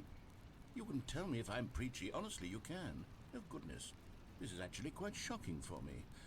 I always, well, to be honest, I had always thought of the game's dialogue as being rather terse to begin with. You can't know how much fluff I cut from the game to get it to feel as light and airy as it, well, I always thought it did, but maybe it wasn't. Oh dear, what an awful memory to have to hold on to. These black marks on my otherwise unimpeachable track record. I feel like a failure, like I let these No. people down. Perhaps the Stanley Parable isn't quite as sterling as I always remembered. What's this one got to say? You constantly have to stop doing anything so the narrator can catch up with his long-winded explanations of what's happening. I wish there was a skip button. A skip button? Well, yes. Yes, I think we can do that. If I'm truly too preachy, then maybe letting you skip ahead for just a moment, surely it couldn't hurt. Not if it means we can strike these negative reviews from the record. Only positive reviews of the Stanley Parable. That's my motto today, and it's always been my motto. I'd do anything for the customer, Stanley. Yes, a skip button we shall have. And here it is. Go ahead and give it a shot. I'll pop you forward in time so that the second my incessant droning starts to bore you, with just the push of a button, you'll have zipped right past it. It's what the players have been asking for, and I'm very proud to have delivered. No more listening to me rambling on and on and on. No. The Stanley Parable is a game for the people, and if the people want silence, then by goodness, that's what they're going to get. Well, don't sit around waiting for me to shut up. Go ahead and make me shut up. Here, we'll pretend that I've just begun an interminable monologue, and it goes something like this. The story, and the choices, or what have you, and therefore, by becoming it is, so on and so forth, until inevitably, we all until the end of time, at which time everything all at once, so, now you see, blah blah blah blah blah blah blah blah blah blah blah blah blah blah blah. We've eaten too much and it can't be just yet, no, until 245. That the logic of elimination working backwards, the deduction therefore becomes impossible to manufacture. It went on for nearly 10,000 years, until just yesterday, here and there, forward and back, and never a moment before lunchtime. It can't be. It's the only thing there is. How many billions left until so much more than forever ago? Which is why I say, the story, and the choices, or what have you, and therefore, by becoming it is, so on. Okay, so it does loop. So.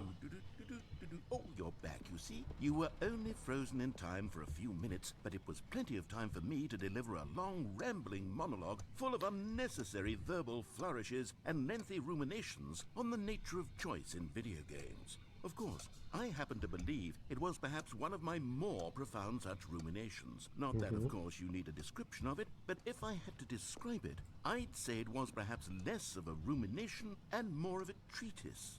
Or maybe a manifesto. Look, I'll outline it for you very briefly, and you can tell me what you think. Okay, so my theory is that any choice you've ever made is simply a series of choices made by the person who you are, or were, or will be at the time of having made said choice. That is to say, if by articulating a choice you've already made, you bring that choice into being, then by making no choice and saying nothing, are you not simply erecting in the sanctuary of time a monument to every person you've ever been, making every choice to which you've ever given your great gift of mortal and yet timeless thought? Or rather, do all of the choices you've ever made, in fact, make you more not this kind of person, and in fact do the very opposite? You see, it could in fact be both of these things at once. That you are both making choices and not making choices, and that they are both affecting you and not affecting you at the same time by virtue of the fact that you both are and are not making them. Okay, at first I was leaning towards manifesto, but now I'm going to circle around and slap the treatise label on this one. I think it has much more of a treatise vibe to it. But wouldn't you say that manifesto just has a much grander sort of tone? It has a mouthfeel that is rich with ambition and history. Ambitious history, if you will. See, now you've gotten me going back to manifesto. Heavens, at this rate, we're going to be here all day. Okay, look, I have a method for exactly this sort of situation, and I do find myself in this situation frequently. I'm going to say each word back and forth in repeated succession until I become sick of one or the other, in which case the word I am not sick of shall be the victor. It is an unimpeachable strategy, Stanley. It's rescued me from disaster in countless situations. All right, here we go. Treatise, manifesto. Treatise, manifesto. Treatise, manifesto. Treatise, manifesto. Treatise, manifesto. Treatise, manifesto. Okay. Treatise, manifesto. Well there, sport. You really did catch me rambling on a bit, didn't you? But that's the power of the button.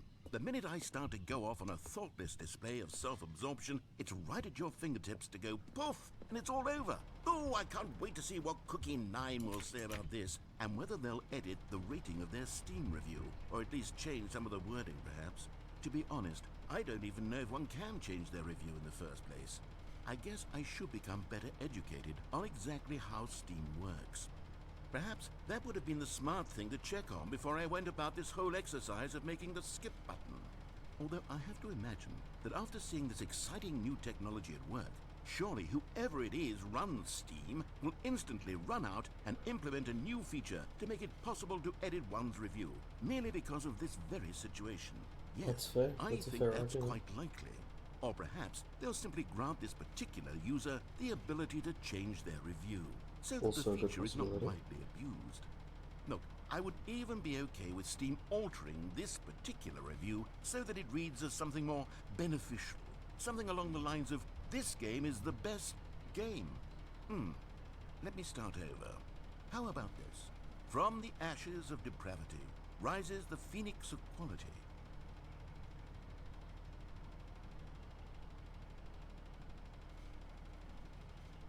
So he just stops talking?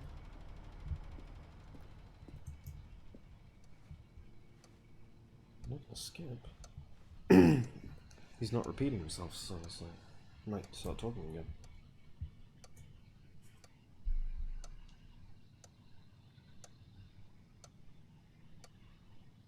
Okay, well, I guess not. Okay, welcome back, Stanley. Now, I should say that the amount of time the button has been skipping through is becoming longer and longer. That last one was, well, I want to say maybe 30, 45 minutes? It's not unendurable by any means, but it's, well, there's really only so much I can ramble on to myself about. I know, it's shocking, isn't it? But at any rate, I do suggest that we not press the button again. That's fine with I me. think the skip button has been aptly demonstrated, and we can say goodbye to it and just... Wait. How do we get out of here? Where did the door go? Wasn't there a door that led into this room? I do feel quite certain that there was one here before. How else would we have gotten into the room in the first place? I don't think one can enter a room without a door of some sort, or a window or something like that. Do you see a window anywhere? A porthole? A sufficiently large crack in the wall? I'll take any of these. All I want is for us to move on and to please step away from the skip button, to go anywhere other than the skip button. There was a door here before, wasn't there? I swear there was. Where did it go? Can you maybe just ram your way through a wall? Is there any possibility that you could, say, slam your body into the wall until enough damage is done for you to be able to leave? Please, I'll take any option at all. I'm asking you to work with me here. We need a door. We need a door of some kind. I can work with any kind of door as long as it can open and lead from one room to another. I'm going to step away for just a moment, and I'm going to try to find us a door. I don't know how exactly to remove a door and place it in a different wall, but I will find a way, I promise.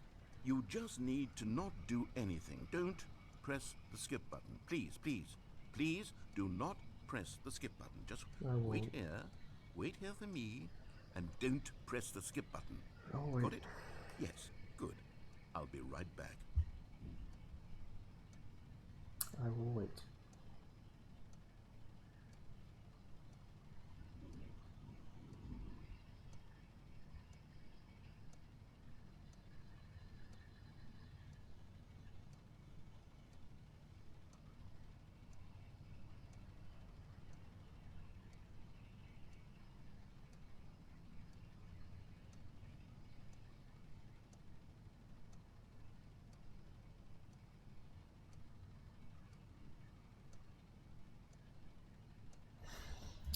You said wait. There's always a possibility that you can come back.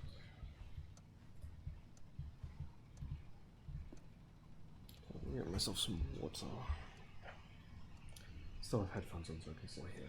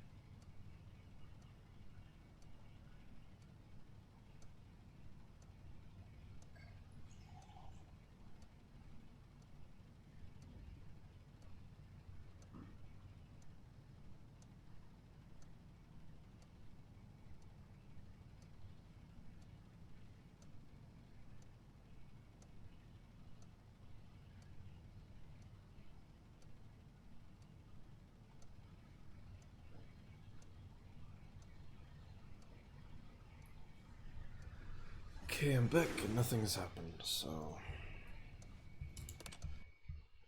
Stanley, please don't push the button again. It's been 12 hours.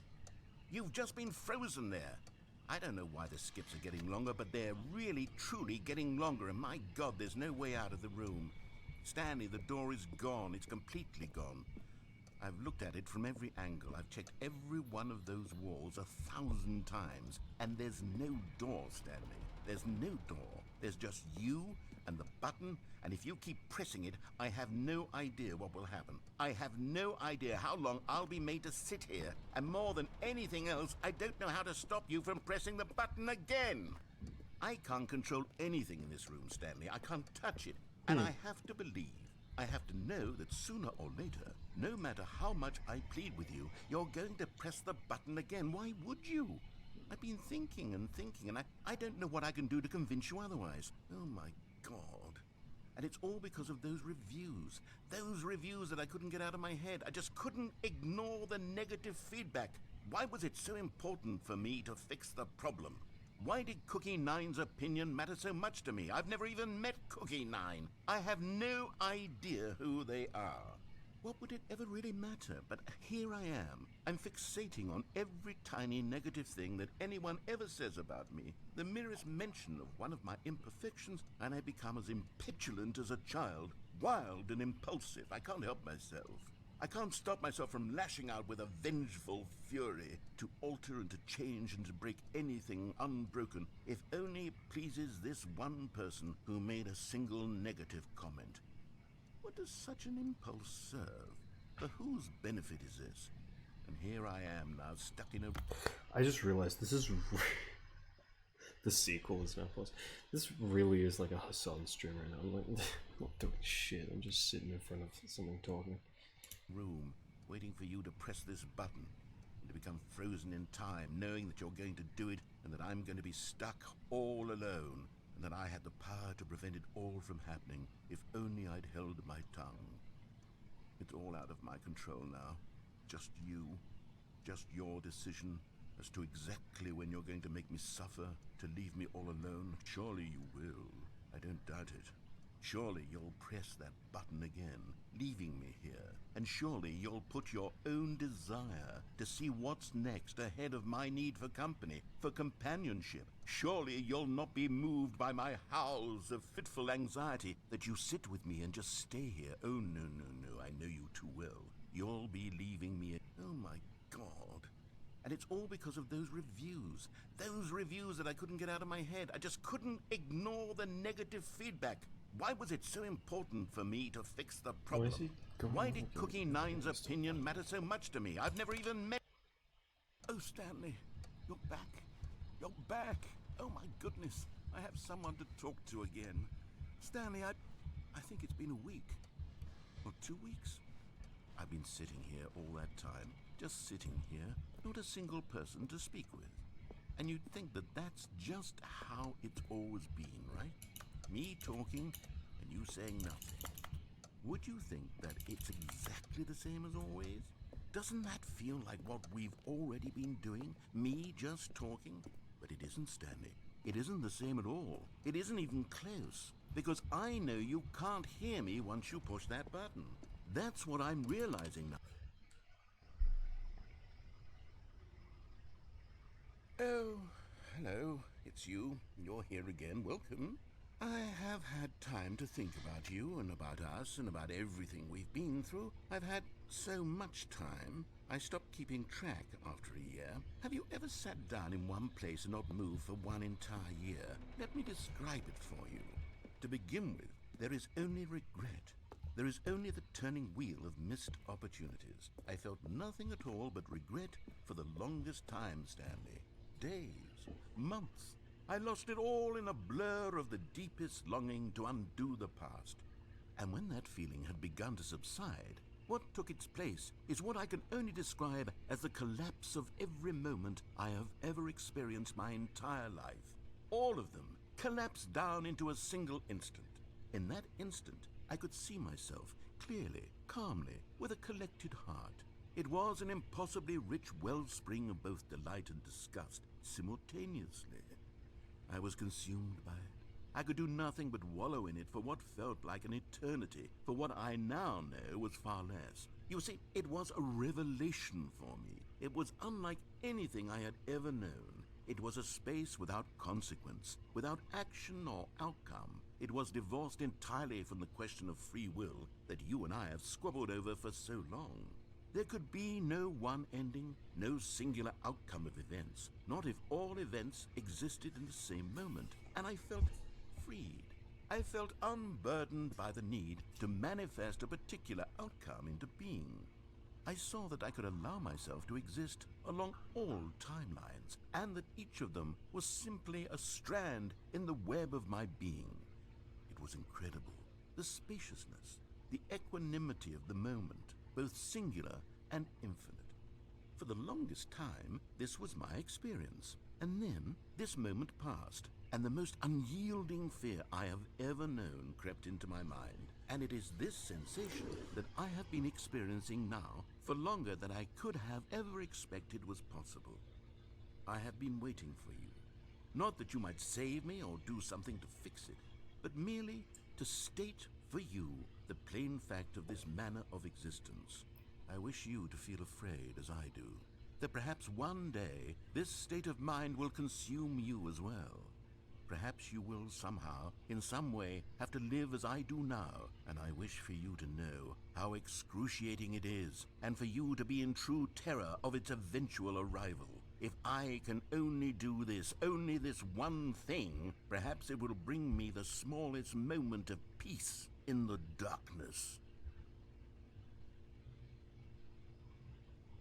Not going to say anything else.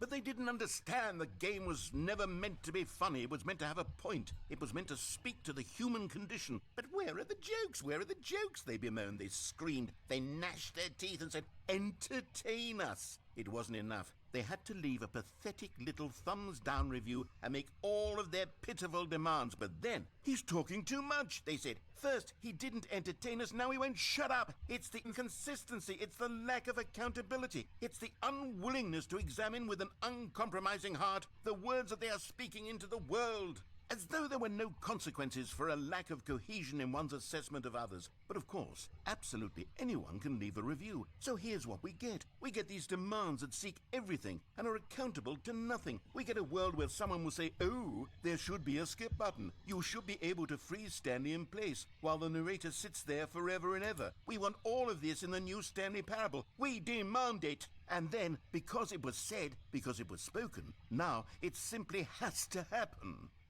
The most immediate desires, every single thing demanded by every person at every moment in time. If someone wants it, then it's a crime not to bring it into being. Have we been given to indulging every fleeting whim for no reason other than to do so? Yes!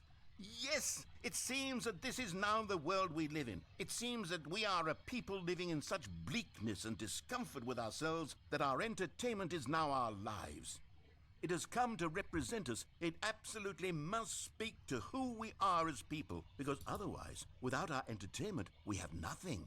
Without entertainment, we would have to face inward toward the cruel bleakness inside ourselves. We would turn to look at our deeper nature and find a resounding emptiness gazing back with unyielding aggression. And so because of this, we require that our amusements and our playthings and our flights of fancy be so impossibly captivating that they consume all of our attention, turn our heads completely away from the bleakness. In effect, we have demanded that our entertainment be the collapse of ourselves.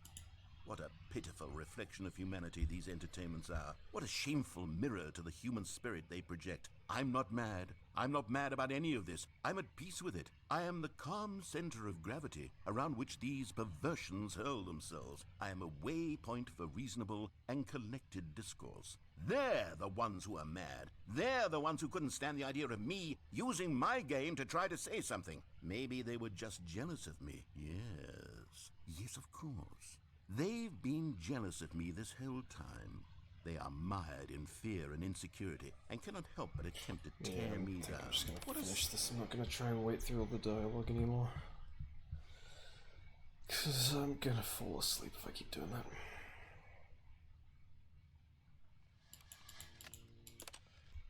Gonna try and get another ending. Is never the end, is never the end, is never the end, is never the end, is never the end, is never the end, is never the end, is never the end, is never the end, is never the end, is never the end, is never the end, is never the end.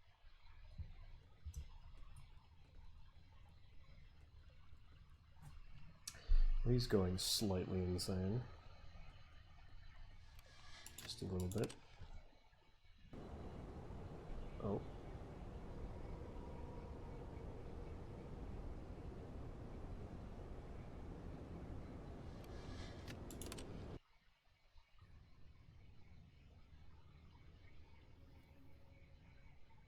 Damn, that lighting's tanking my frames.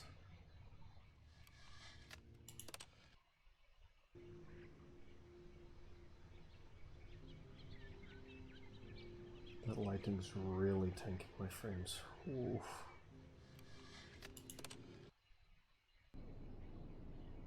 Oh, everything's dead.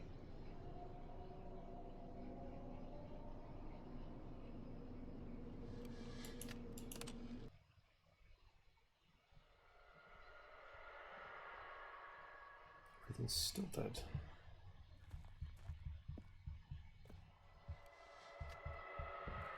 Sounds kind of ominous, I don't know.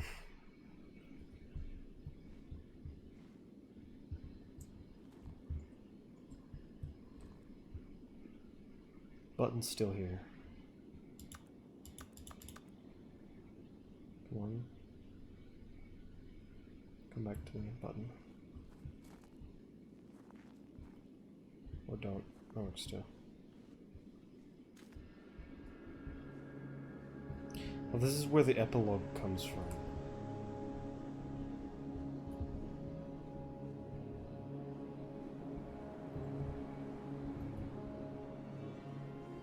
This is what happens when you do the epilogue.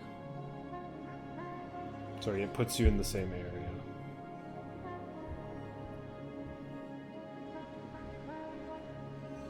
Let me go back.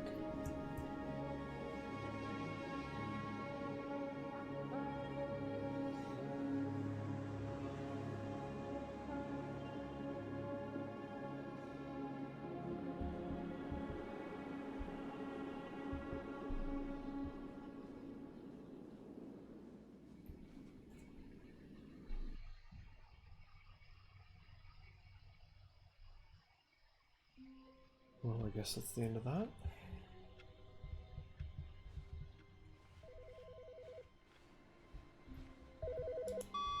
Hi, Stanley. Just wanted to leave you a message to let you know there's a few things I need you to pick up on your way home from work today. We need milk, cereal, dish soap, spaghetti, get a thing of sugar, some bread, and coffee beans, whichever ones you like. I'll give you a call if there's anything I forgot. Thanks, sweetie. See you tonight. Okay. Interesting.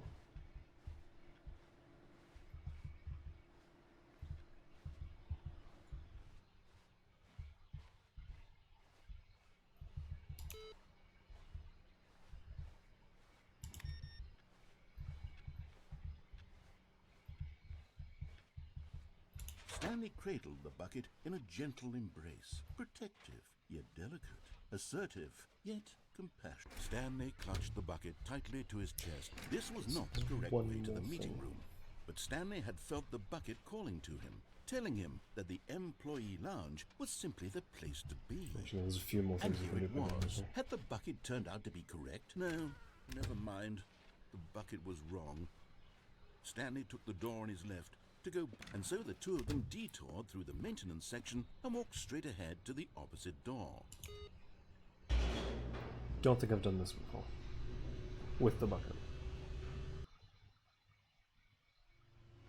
Oh, good Stanley. I'm glad you found your way here. I knew you'd find this place eventually. I've never done this before. Okay, this is new. You see, your friends and I are concerned for you, Stanley. We've come together here because we care about you very much. It's this bucket you're carrying around everywhere. The bucket isn't even from the original Stanley Parable. It's just sequel content. We're the ones that matter, Stanley. Classic characters from the first game, like the Adventure Line and the Broom Closet. Because that's what fans want from a sequel. They want more of their favorite jokes, not this bucket that they've never seen before. Yes, I know I'm the one who gave you the bucket, but you're spending too much time with it. Don't you want another story involving the Adventure Line? We could make the Adventure Line go somewhere new. Yes, yes, that's what the fans want. Let's do it.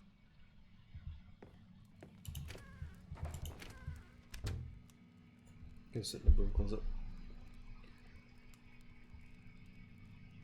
Because I love the broom closet.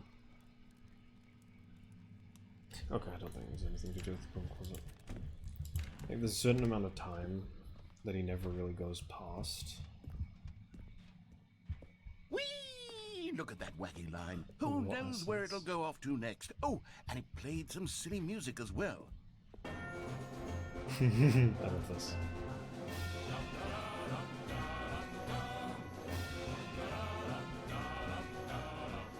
Now this is what the Stanley Parable is all about. Don't you remember all those great jokes from the original dialogue? Also, Stanley is addicted to drugs and hookers. Yes, it's as classic now as it was back then. Let's do it for the fans, Stanley. Let's give them more content exactly like this. But if we want to do that, you're going to have to give something up. Not giving up the bucket.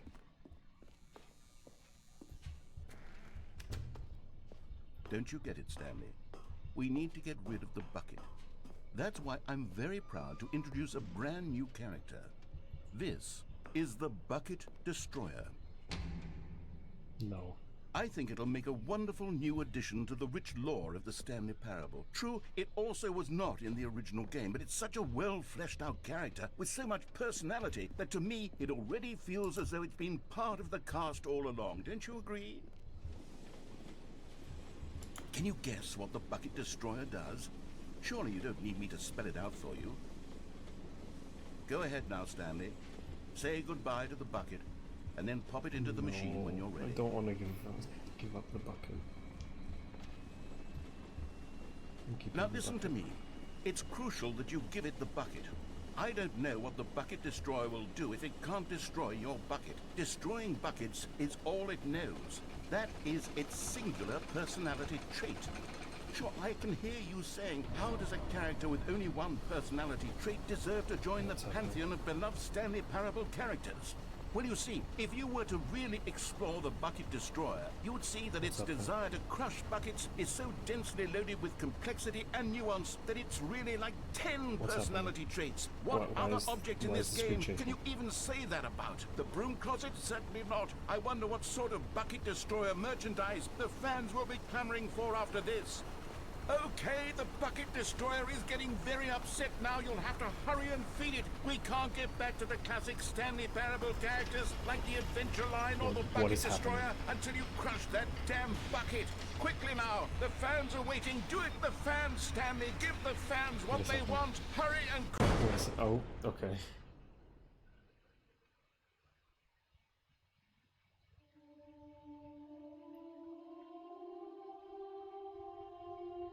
Damn, my FPS is really low. Bucket Destroyer, my prized creation.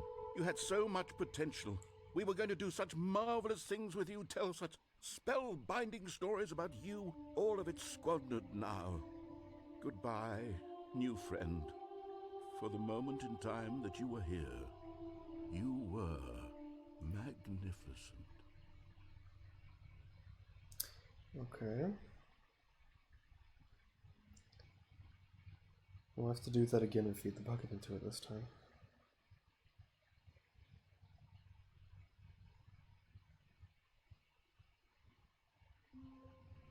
Oh, okay, it's the paper again. All of his co-workers were gone. What could it mean? Stanley decided to go to the meeting room. Perhaps he had simply missed a memo.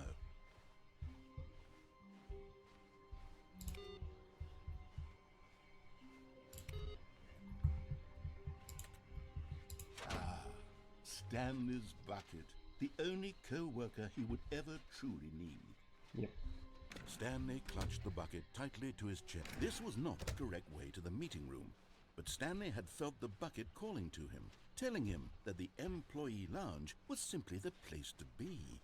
And here it was. Had the bucket turned out to be correct? Never mind. The bucket was wrong.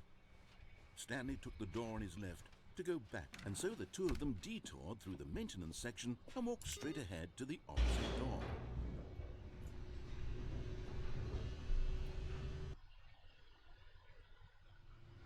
Oh, good Stanley. I'm glad you found your way here. I knew you'd find this place eventually. You see, your friends and I are concerned for you, Stanley. We've come together here because we care about you very much. It's this bucket you're carrying around everywhere. The bucket isn't even from the original Stanley Parable. It's just sequel content. We're the ones that matter, Stanley. Classic characters from the first game, like the Adventure Line and the Broom Closet. Because that's what fans want from a sequel. They want more of their favorite jokes, not this bucket that they've never seen before. Yes, I know I'm the one who gave you the bucket, but you're spending too much time with it. Don't you want another story involving the Adventure Line? We could make the Adventure Line go somewhere new. Yes, that's what the fans want. Let's do it. Whee! Look at that wacky line. Who knows where it'll go off to next? Oh, and it played some silly music as well. It trademark.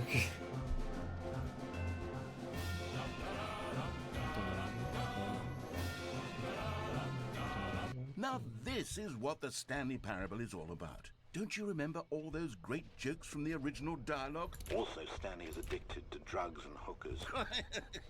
Such a good It's line. as classic now as it was back then. Let's do it for the fans, Stanley. Let's give them more content exactly like this.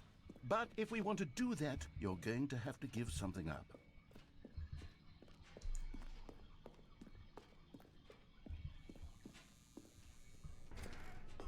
Don't you get it, Stanley? We need to get rid of the bucket. That's why I'm very proud to introduce a brand new character. This is the Bucket Destroyer. I think it'll make a wonderful new addition to the rich lore of the Stanley Parable. True, it also was not in the original game, but it's such a well-fleshed-out character with so much personality that to me it already feels as though it's been part of the cast all along. Don't you agree? Can you guess what the Bucket Destroyer does? Surely you don't need me to spell it out for you. Go ahead now, Stanley. Say goodbye to the bucket, and then pop it into the machine when you're ready.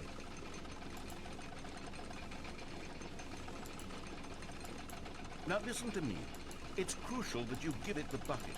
I don't know what the Bucket Destroyer will do if it can't destroy Give your it the bucket. bucket. Destroying buckets is all it knows. That is its singular personality trait. Oh, Sure, I can hear so you're you not saying, supposed to how give it does the a bucket. character with only one personality trait deserve to join the pantheon of villains? That means that there's nothing else to that ending. Meaning, I'm gonna do something else. Different ending. All of his co-workers were gone. What could it mean? Stanley decided to go to the meeting room. Perhaps he had simply missed a memo. What? Why is it to the left? It's not normal. Is Stanley, without the bucket, really Stanley at all? No, surely not. Put it on something that does. It's weird. Stanley pressed the bucket upon every little thing in the office. Nothing responded to the bucket's touch, but it did little to discourage Stanley's belief in the magic of the bucket. Doors are closing behind me. Doesn't usually do that.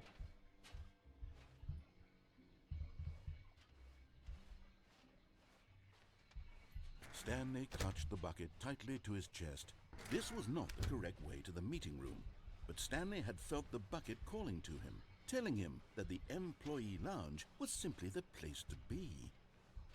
And here it was. Had the bucket turned out to be correct? No, never mind. The bucket was wrong.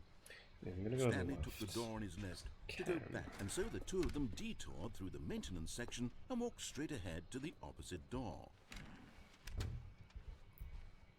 Still no one was here. Stanley needed the bucket's Bunch of warmth and endings I comfort don't now remember more how to than ever. get.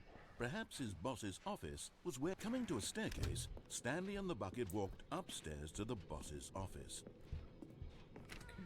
This way. New computer to input. There are two more. I don't know where they are though, sadly. Stepping into his manager's office, Stanley was once again stunned to discover not an indication of any human life. Crushed by the weight of this revelation, Stanley may have broken down into an emotional dumpster fire if not for the soothing presence of the bucket. Even now, in his darkest of hours, did the bucket's warmth and guiding light pierce the dark clouds of confusion and chaos. It would be with him always. The bucket would, and he knew it. The two of them were inseparable. At this point, Stanley was so absorbed in the tender spiritual connection he shared with the bucket that he didn't notice the keypad behind the boss's desk. Nor in his bliss of simply being near the bucket did he have any notion that the PIN number for the keypad was 2845. But Stanley guessed the correct code by sheer luck. Was it that the bucket knew all along? Was the bucket guiding him?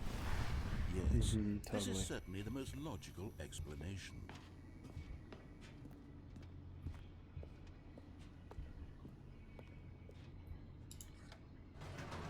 Yeah, the bucket's been guiding me all along.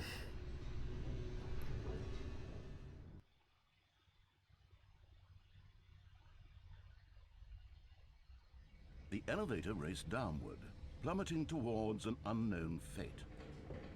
It would be all Stanley could do to keep himself together, if not for the bucket. Soothing him, comforting him, reassuring that in this darkest moment of uncertainty, he would be all right. The bucket is here for you, Stanley.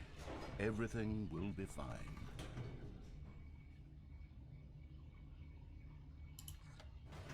What happens if I just go back? Wait, Stanley said to the bucket. Can we go back up? When I was pressing those keypad buttons, there was something very intriguing about the number 3. I want to go back so I can try pressing the number 3 again. The bucket said nothing. Okay, so I think that's a hint, and I should go press the number 3.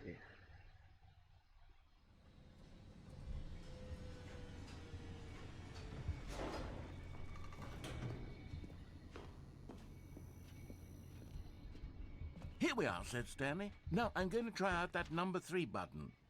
He took the bucket over to the keypad and began absolutely slamming on the number 3 over and over and over. Well, he said, the number 3 is such a special button. I'm having the time of my life. Stanley looked expectantly at the bucket, but after taking some time to show the bucket around the boss's office, Stanley at last went to the keypad, where he began eagerly pressing the number 3 again and again.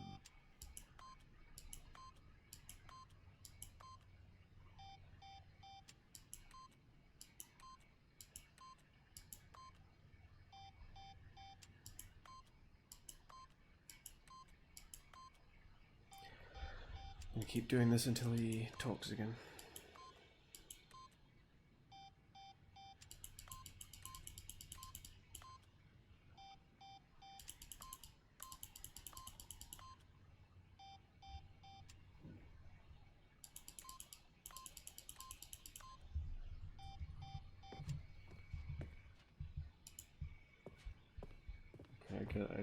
I think there's nothing else.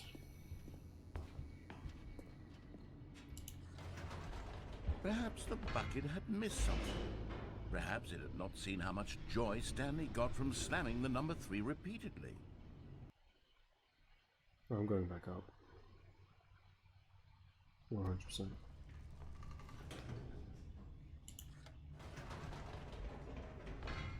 No, no, no, no, no, said Stanley to the bucket. You can't go on yet. Not till you understand how much the number 3 means to me. You and I have been through so much together, and I just want you to see what I see. Feel the happiness I feel. He smiled at the bucket, and the bucket said nothing. Damn, this game's amazing.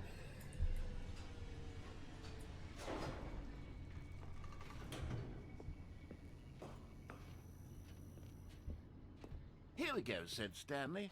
This time I'll really show you. He ran to the number 3 and began to wail on it like a musician on a beloved instrument, weaving a concerto of truth and passion. He wielded the number 3 like a fine artist would wield a paintbrush. He told stories through the number 3, stories of his dreams and hopes and fears. And the whole time, he looked to his bucket for a reaction of some kind. Anything to let him know that the bucket appreciated what he was doing. The bucket conveyed absolutely nothing at all, only silence. Crushed by a wave of dejection, Stanley returned to the elevator. Oh wow.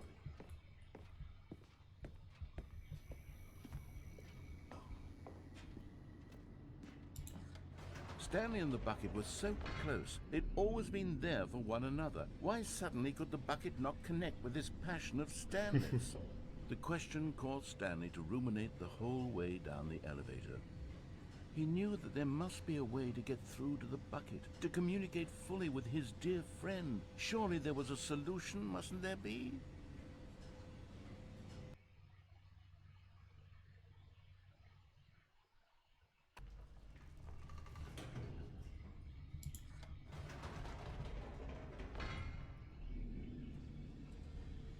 Okay, so it's not going back up. That's the only solution. Said Stanley. No, I take that I one. know what to do. I know how to fully express this feeling in my heart. He decided right then and there that he would hold a press conference where he would speak to the public on all matters relating to pressing the number 3 over and over. He would elaborate fully on what the number 3 meant to him and why he felt so alive when pressing it. Then the bucket would be able to see his joy through the eyes of others. It would get to see the world react to this discovery of Stanley's. And it would be through the public eye that the bucket would finally understand Stanley's What the work. fuck? It's a whole different room. How have I not seen this? For months, he advertised and marketed his press conference, building excitement around it, developing and rehearsing it, until it couldn't be refined a single measure further. When the big day arrived, Stanley was as prepared as he'd ever been for anything in his life.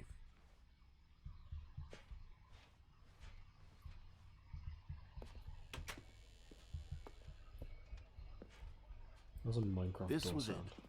One last chance to win the bucket over. One opportunity to share a true connection with a loved one.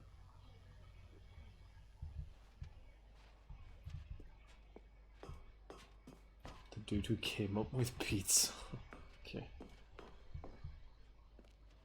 There was no one here.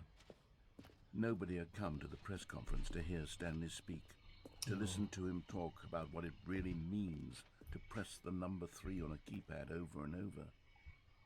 He was unloved, uninteresting, he was a failure, and in that moment Stanley knew that the bucket would never again take him seriously.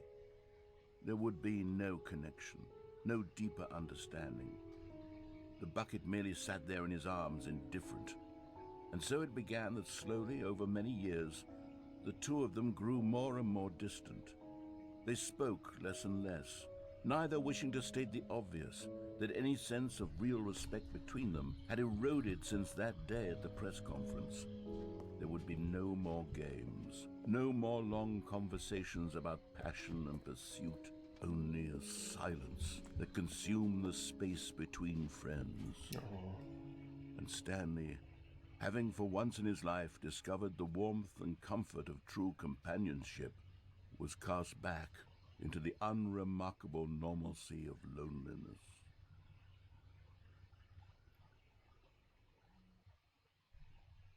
That's sad.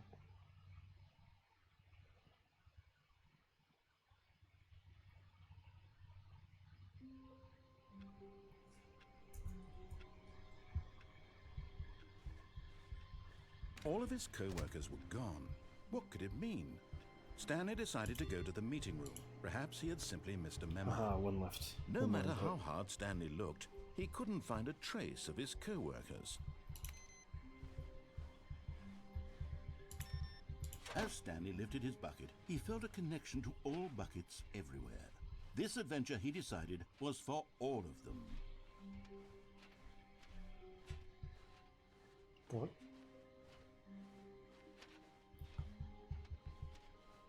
What's this? That corridor's not normally there.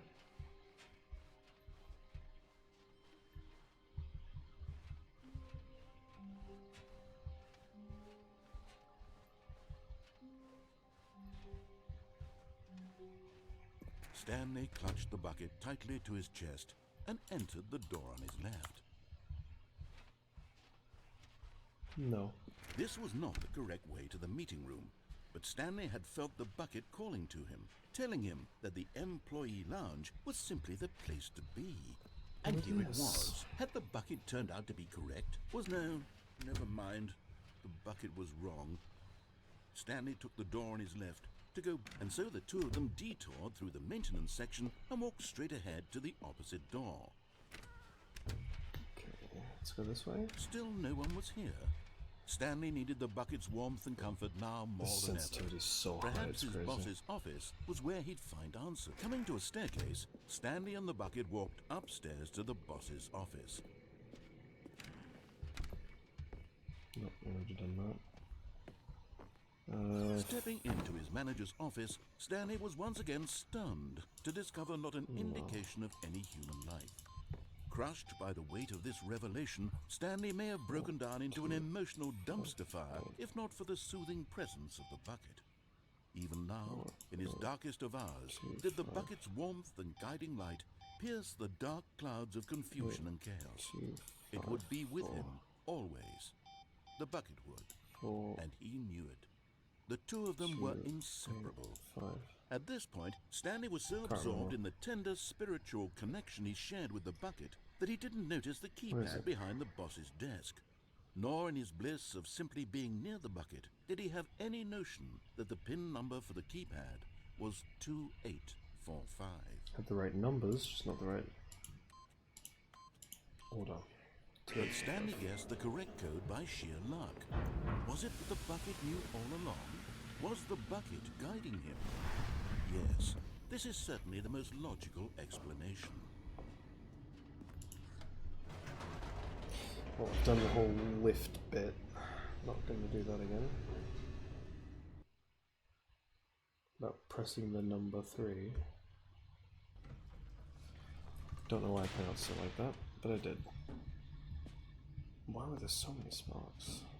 Stanley and the bucket walked straight ahead through the large door that read, Mind Control Facility. Although this passageway had the word escape written on it, the truth was that at the end of this hall, Stanley and the bucket would both meet a violent death. Yeah, I don't care. The door behind them was not shut. Stanley and the bucket still had every opportunity to turn around and get back on track. No. At this point, Stanley and the bucket were knowingly walking forward into a very painful death for each of them. Yeah, I know. That's the plan.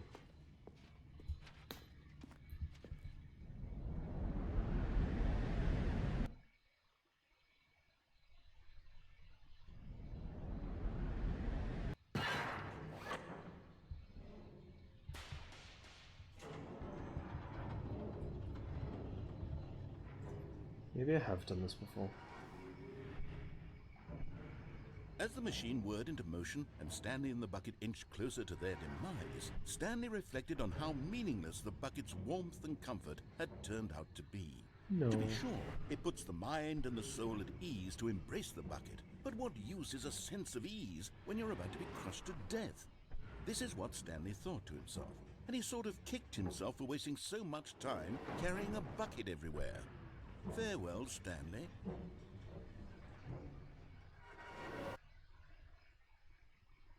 Farewell, Stanley, cried the narrator, as Stanley and the bucket were led helplessly into the enormous metal jaws.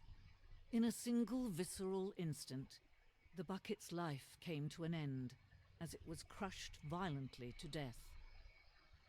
Narrator change, I guess, for some reason.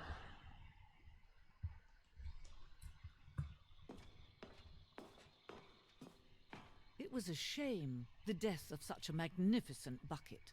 It's true that all buckets are radiant in their own way, but this one stood above the rest.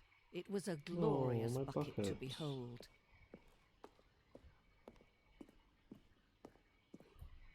The bucket. Can you see how arrogant it was for Stanley to take a bucket like this and to claim it for his own? Can you see the hubris that blinded him? Can you see that the bucket is far more noble than Stanley will ever be in his short life? That's very true, that's very true.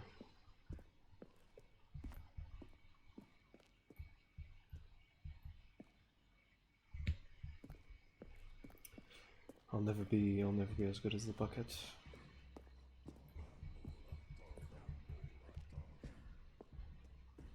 No man can own a bucket, and certainly not a bucket as dazzling to behold as this one. It is man who should kneel before the bucket.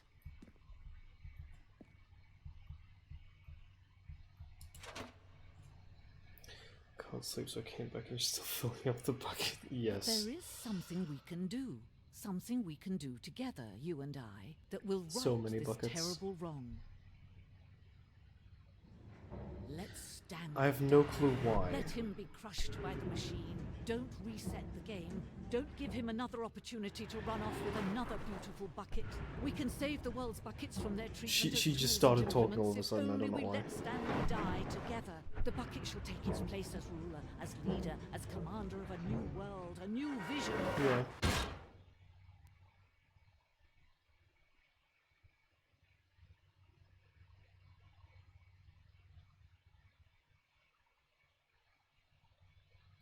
Well, Stanley died. So did the bucket. How long was I sitting there? Stanley wondered to himself. Minutes? Days? Centuries? Did something crucial happen while my senses were turned? He made a note to be more careful with time from now on. So now I need to find the lost computer that requires an input, which I have no clue where it is. What new mysteries lay in store for our bucket-loving heroes today? Let's find out. Stanley clutched the bucket tightly to his chest. This was not the correct way to the meeting. Slay the management, yep. Stanley had felt the bucket calling to him, telling him Of that course the it's back. employee lounge was simply the place to be. And here it was. Had the bucket turned out to be correct? Was it? No, never mind. The bucket was wrong. Stanley took the door on his left to go I'll back stay to here the until meeting, I so fall the asleep. two of them If I will detoured stop through the answering maintenance emails, section yeah, okay, and that's walked fair. straight ahead to the opposite door. You should sleep though. Still no one was here. Stanley needed the bucket's warmth Tips and for comfort not getting now more fired. than ever. Don't get fired. Perhaps his boss's office was where he'd find answers. Coming to a staircase, Stanley and the bucket walked 2845. upstairs to the I boss's remember office. the password now.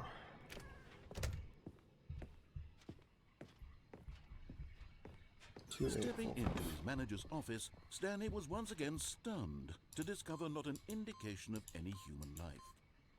But Stanley guessed the correct code by sheer luck. Was it that the bucket knew all? Like my voice is pretty quiet, or I'm just not talking This is much. certainly the most logical explanation. Oh yeah, probably my microphone then. Yeah, that's fair. I have no clue why that would be. Hold on.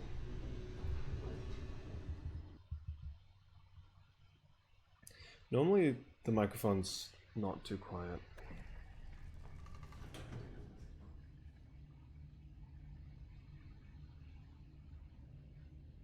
I think it's just that I'm not talking much and I'm mumbling and shit. It's possible. Yeah, I was just mumbling. Stanley That's and the it. bucket walked straight ahead through the large door that read Mind Control Facility.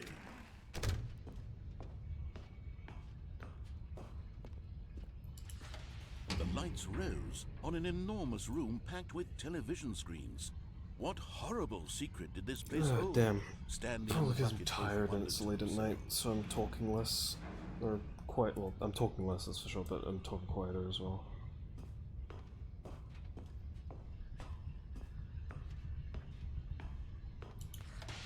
The monitors Starting to get jumped to life, tired. and It's Stanley nearly nearly 1 dropped the AM. bucket in shock.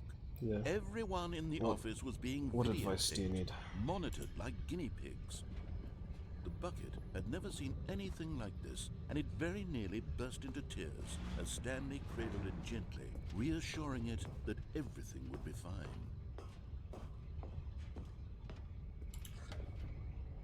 Was the bucket under the mind control facility's influence as well? Had the bucket been told to do things it didn't wish to do? Yes, it What has. kinds of things does a bucket want to do or not want to do in the first place? These questions raced furiously in Stanley's feeble mind. No! He screamed into the bucket. He couldn't accept it. His own life in someone else's control, never! He squeezed the bucket tighter, his one friend in the entire world. At this point, he could trust no one except for the bucket. Of course. Only the buckets. But here was the proof. The heart of the operation. Controls labeled with emotions, happy or sad or content. Walking, eating, working, all of it monitored and commanded from this very place. And as the cold reality of his past began to sink in, Stanley decided that this machinery would never again exert its terrible power over another human life. For he and the bucket would dismantle the controls for good. Two So that's best button friends, 1, 2. Stanley and the bucket, up against the world. They high-fived in a really cool way, and the bucket made a sassy Where's comment button about 3? taking down the system.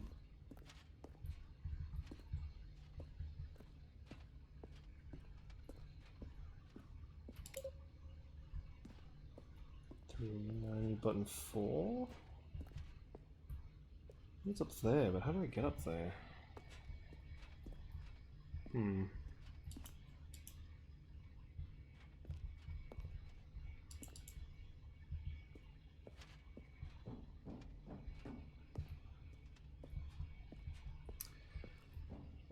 Okay, so I need to figure out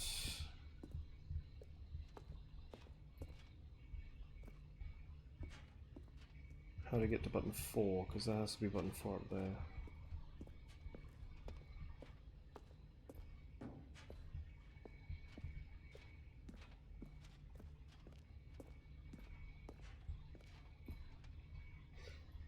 By the way, you can ask me whatever you want, don't worry.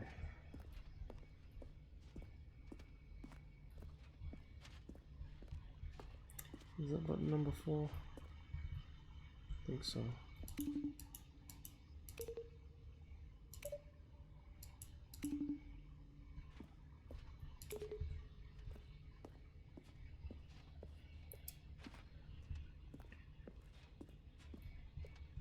Oh. Okay.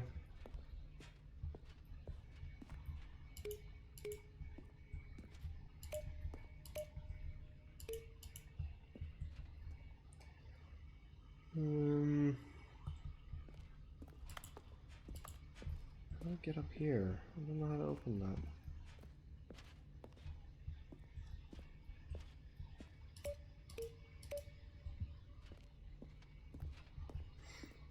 What happens if I press every button?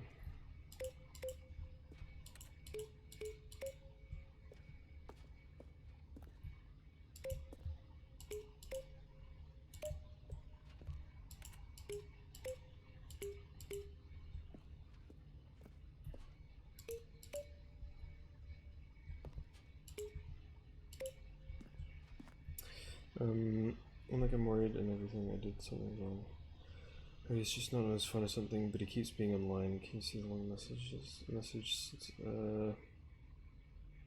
You know, I can't see it. I can't see the big question. The big message.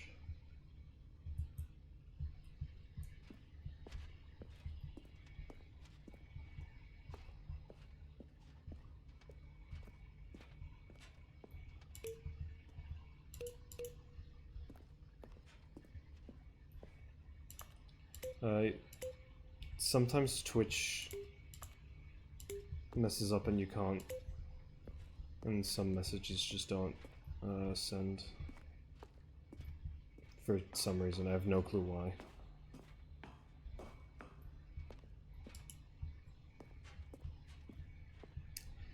First of all, I'm gonna up the brightness because I can.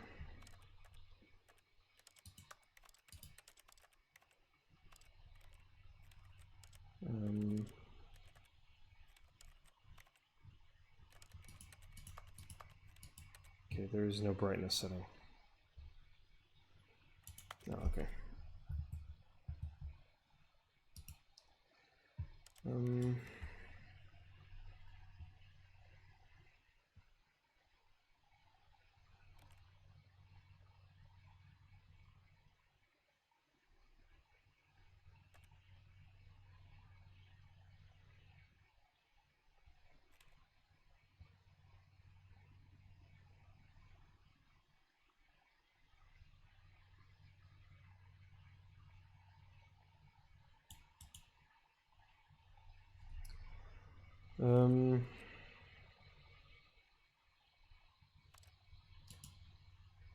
Don't worry. I doubt you're bothering him. But I think with the whole his brother being in hospital and stuff, even if it's not too bad, I think he's kind of preoccupied with that. So don't worry about it. I think you're fine. I think he's just got other stuff on his mind right now. Because like, although the thing that happened to his brother isn't necessarily super like bad, it would still those buttons. It would still like he would still have been like very worried. I'd expect him to be, at least.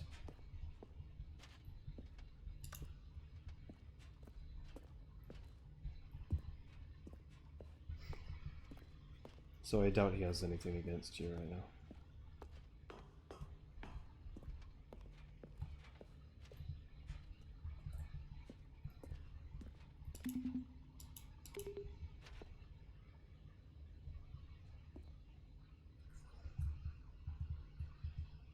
I want to Google how to fix this.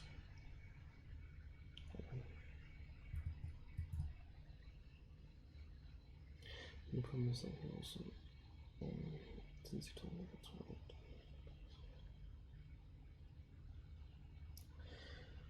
yeah, well, he told you that he wasn't worried, but that sometimes people just say that, you know?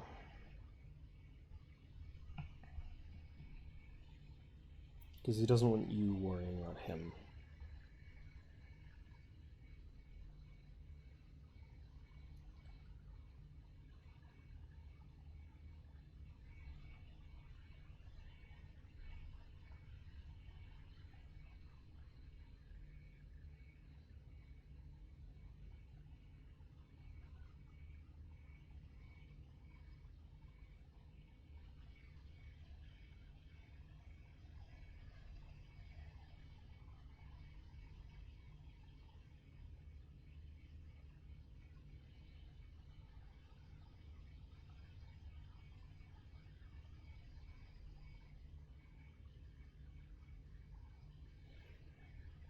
Don't worry, we should be fine.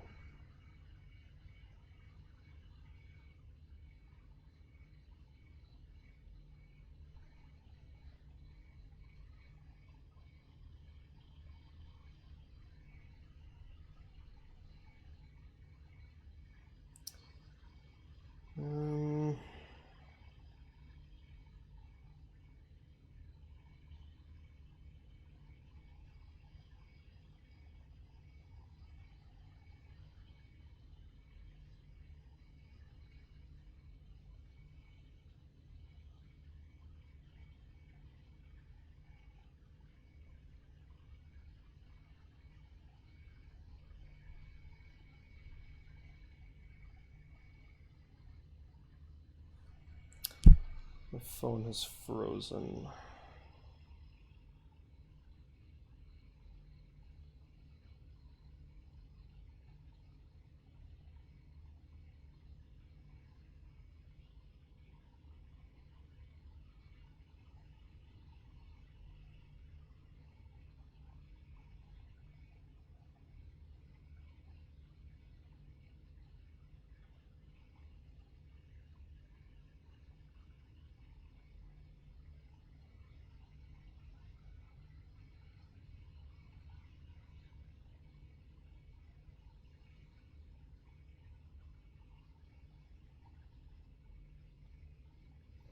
Both you can see an error computer with background dolls.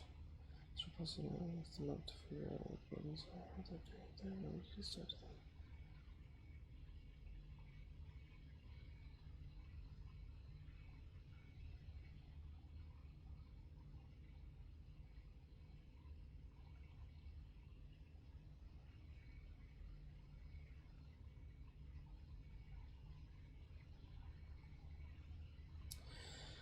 Okay, I'm trying to find out how this ending works.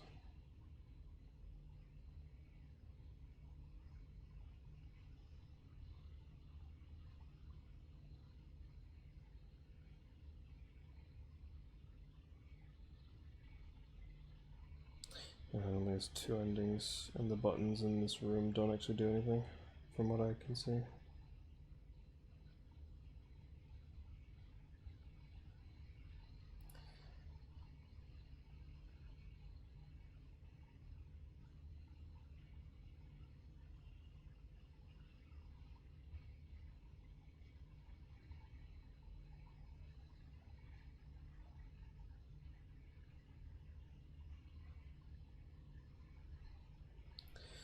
Images of screens, but only several screens presented in the original mod. Countdown room has many buttons, and computers in the HD remix in the original mod. There are only 3 computers with buttons scattered around the room's corner. Facility power room in the original mod was located at the top of the monitor room. However, the power room was given its own room in the HD remix. Countdown timer set on a large screen in the HD remix. While in the original mod, the timer simply appears overlaid on the player's HUDs.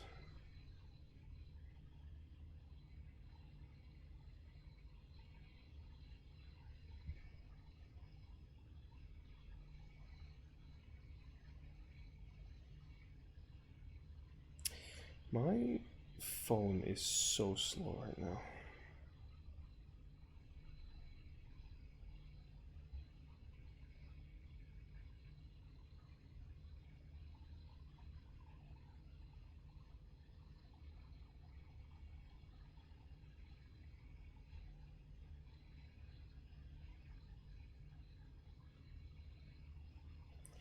Listen to the narrator until you enter the mind control facility. Climb onto one of the area's desks using the chairs and walk off the railing. Okay. Well,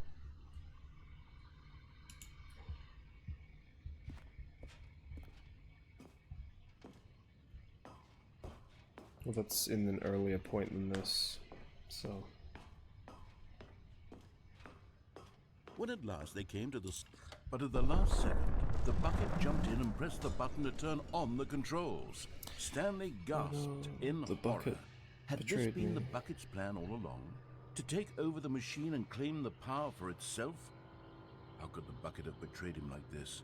Stanley was prepared to throw the bucket away in disgust when suddenly an image appeared upon the enormous screen. Birds. Silly, silly birds. The control buttons became active again.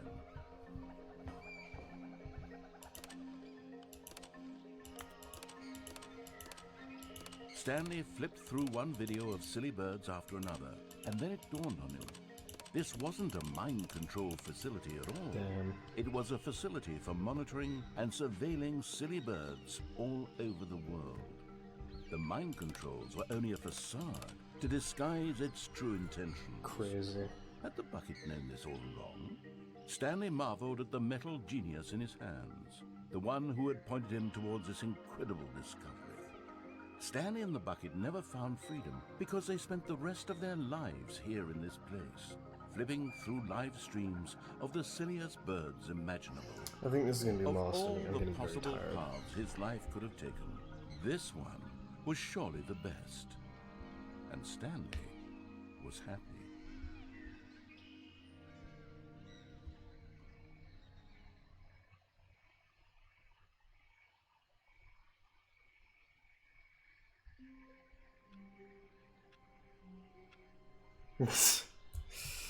Yeah, All of his co-workers a few were too gone. many What buckets. could it mean? Stanley decided to go to the meeting room. Perhaps he had simply missed a memo. There's one more computer I need to find. It's crazy. Mine the bucket. Okay. No, I've had enough. No more. No more.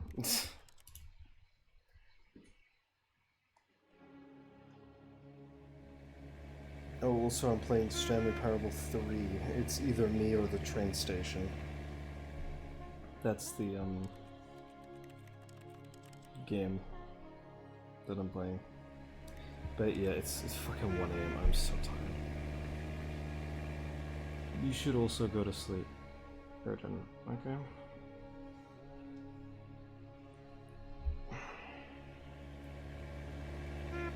You need to sleep.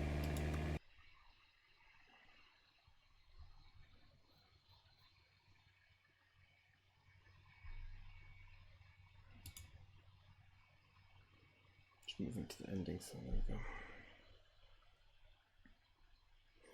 That's okay, don't worry. I've heard warm milk helps. I don't know how, but apparently it does.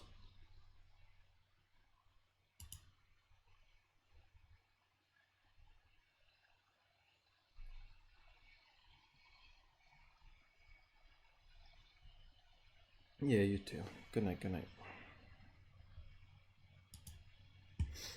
And sleep well.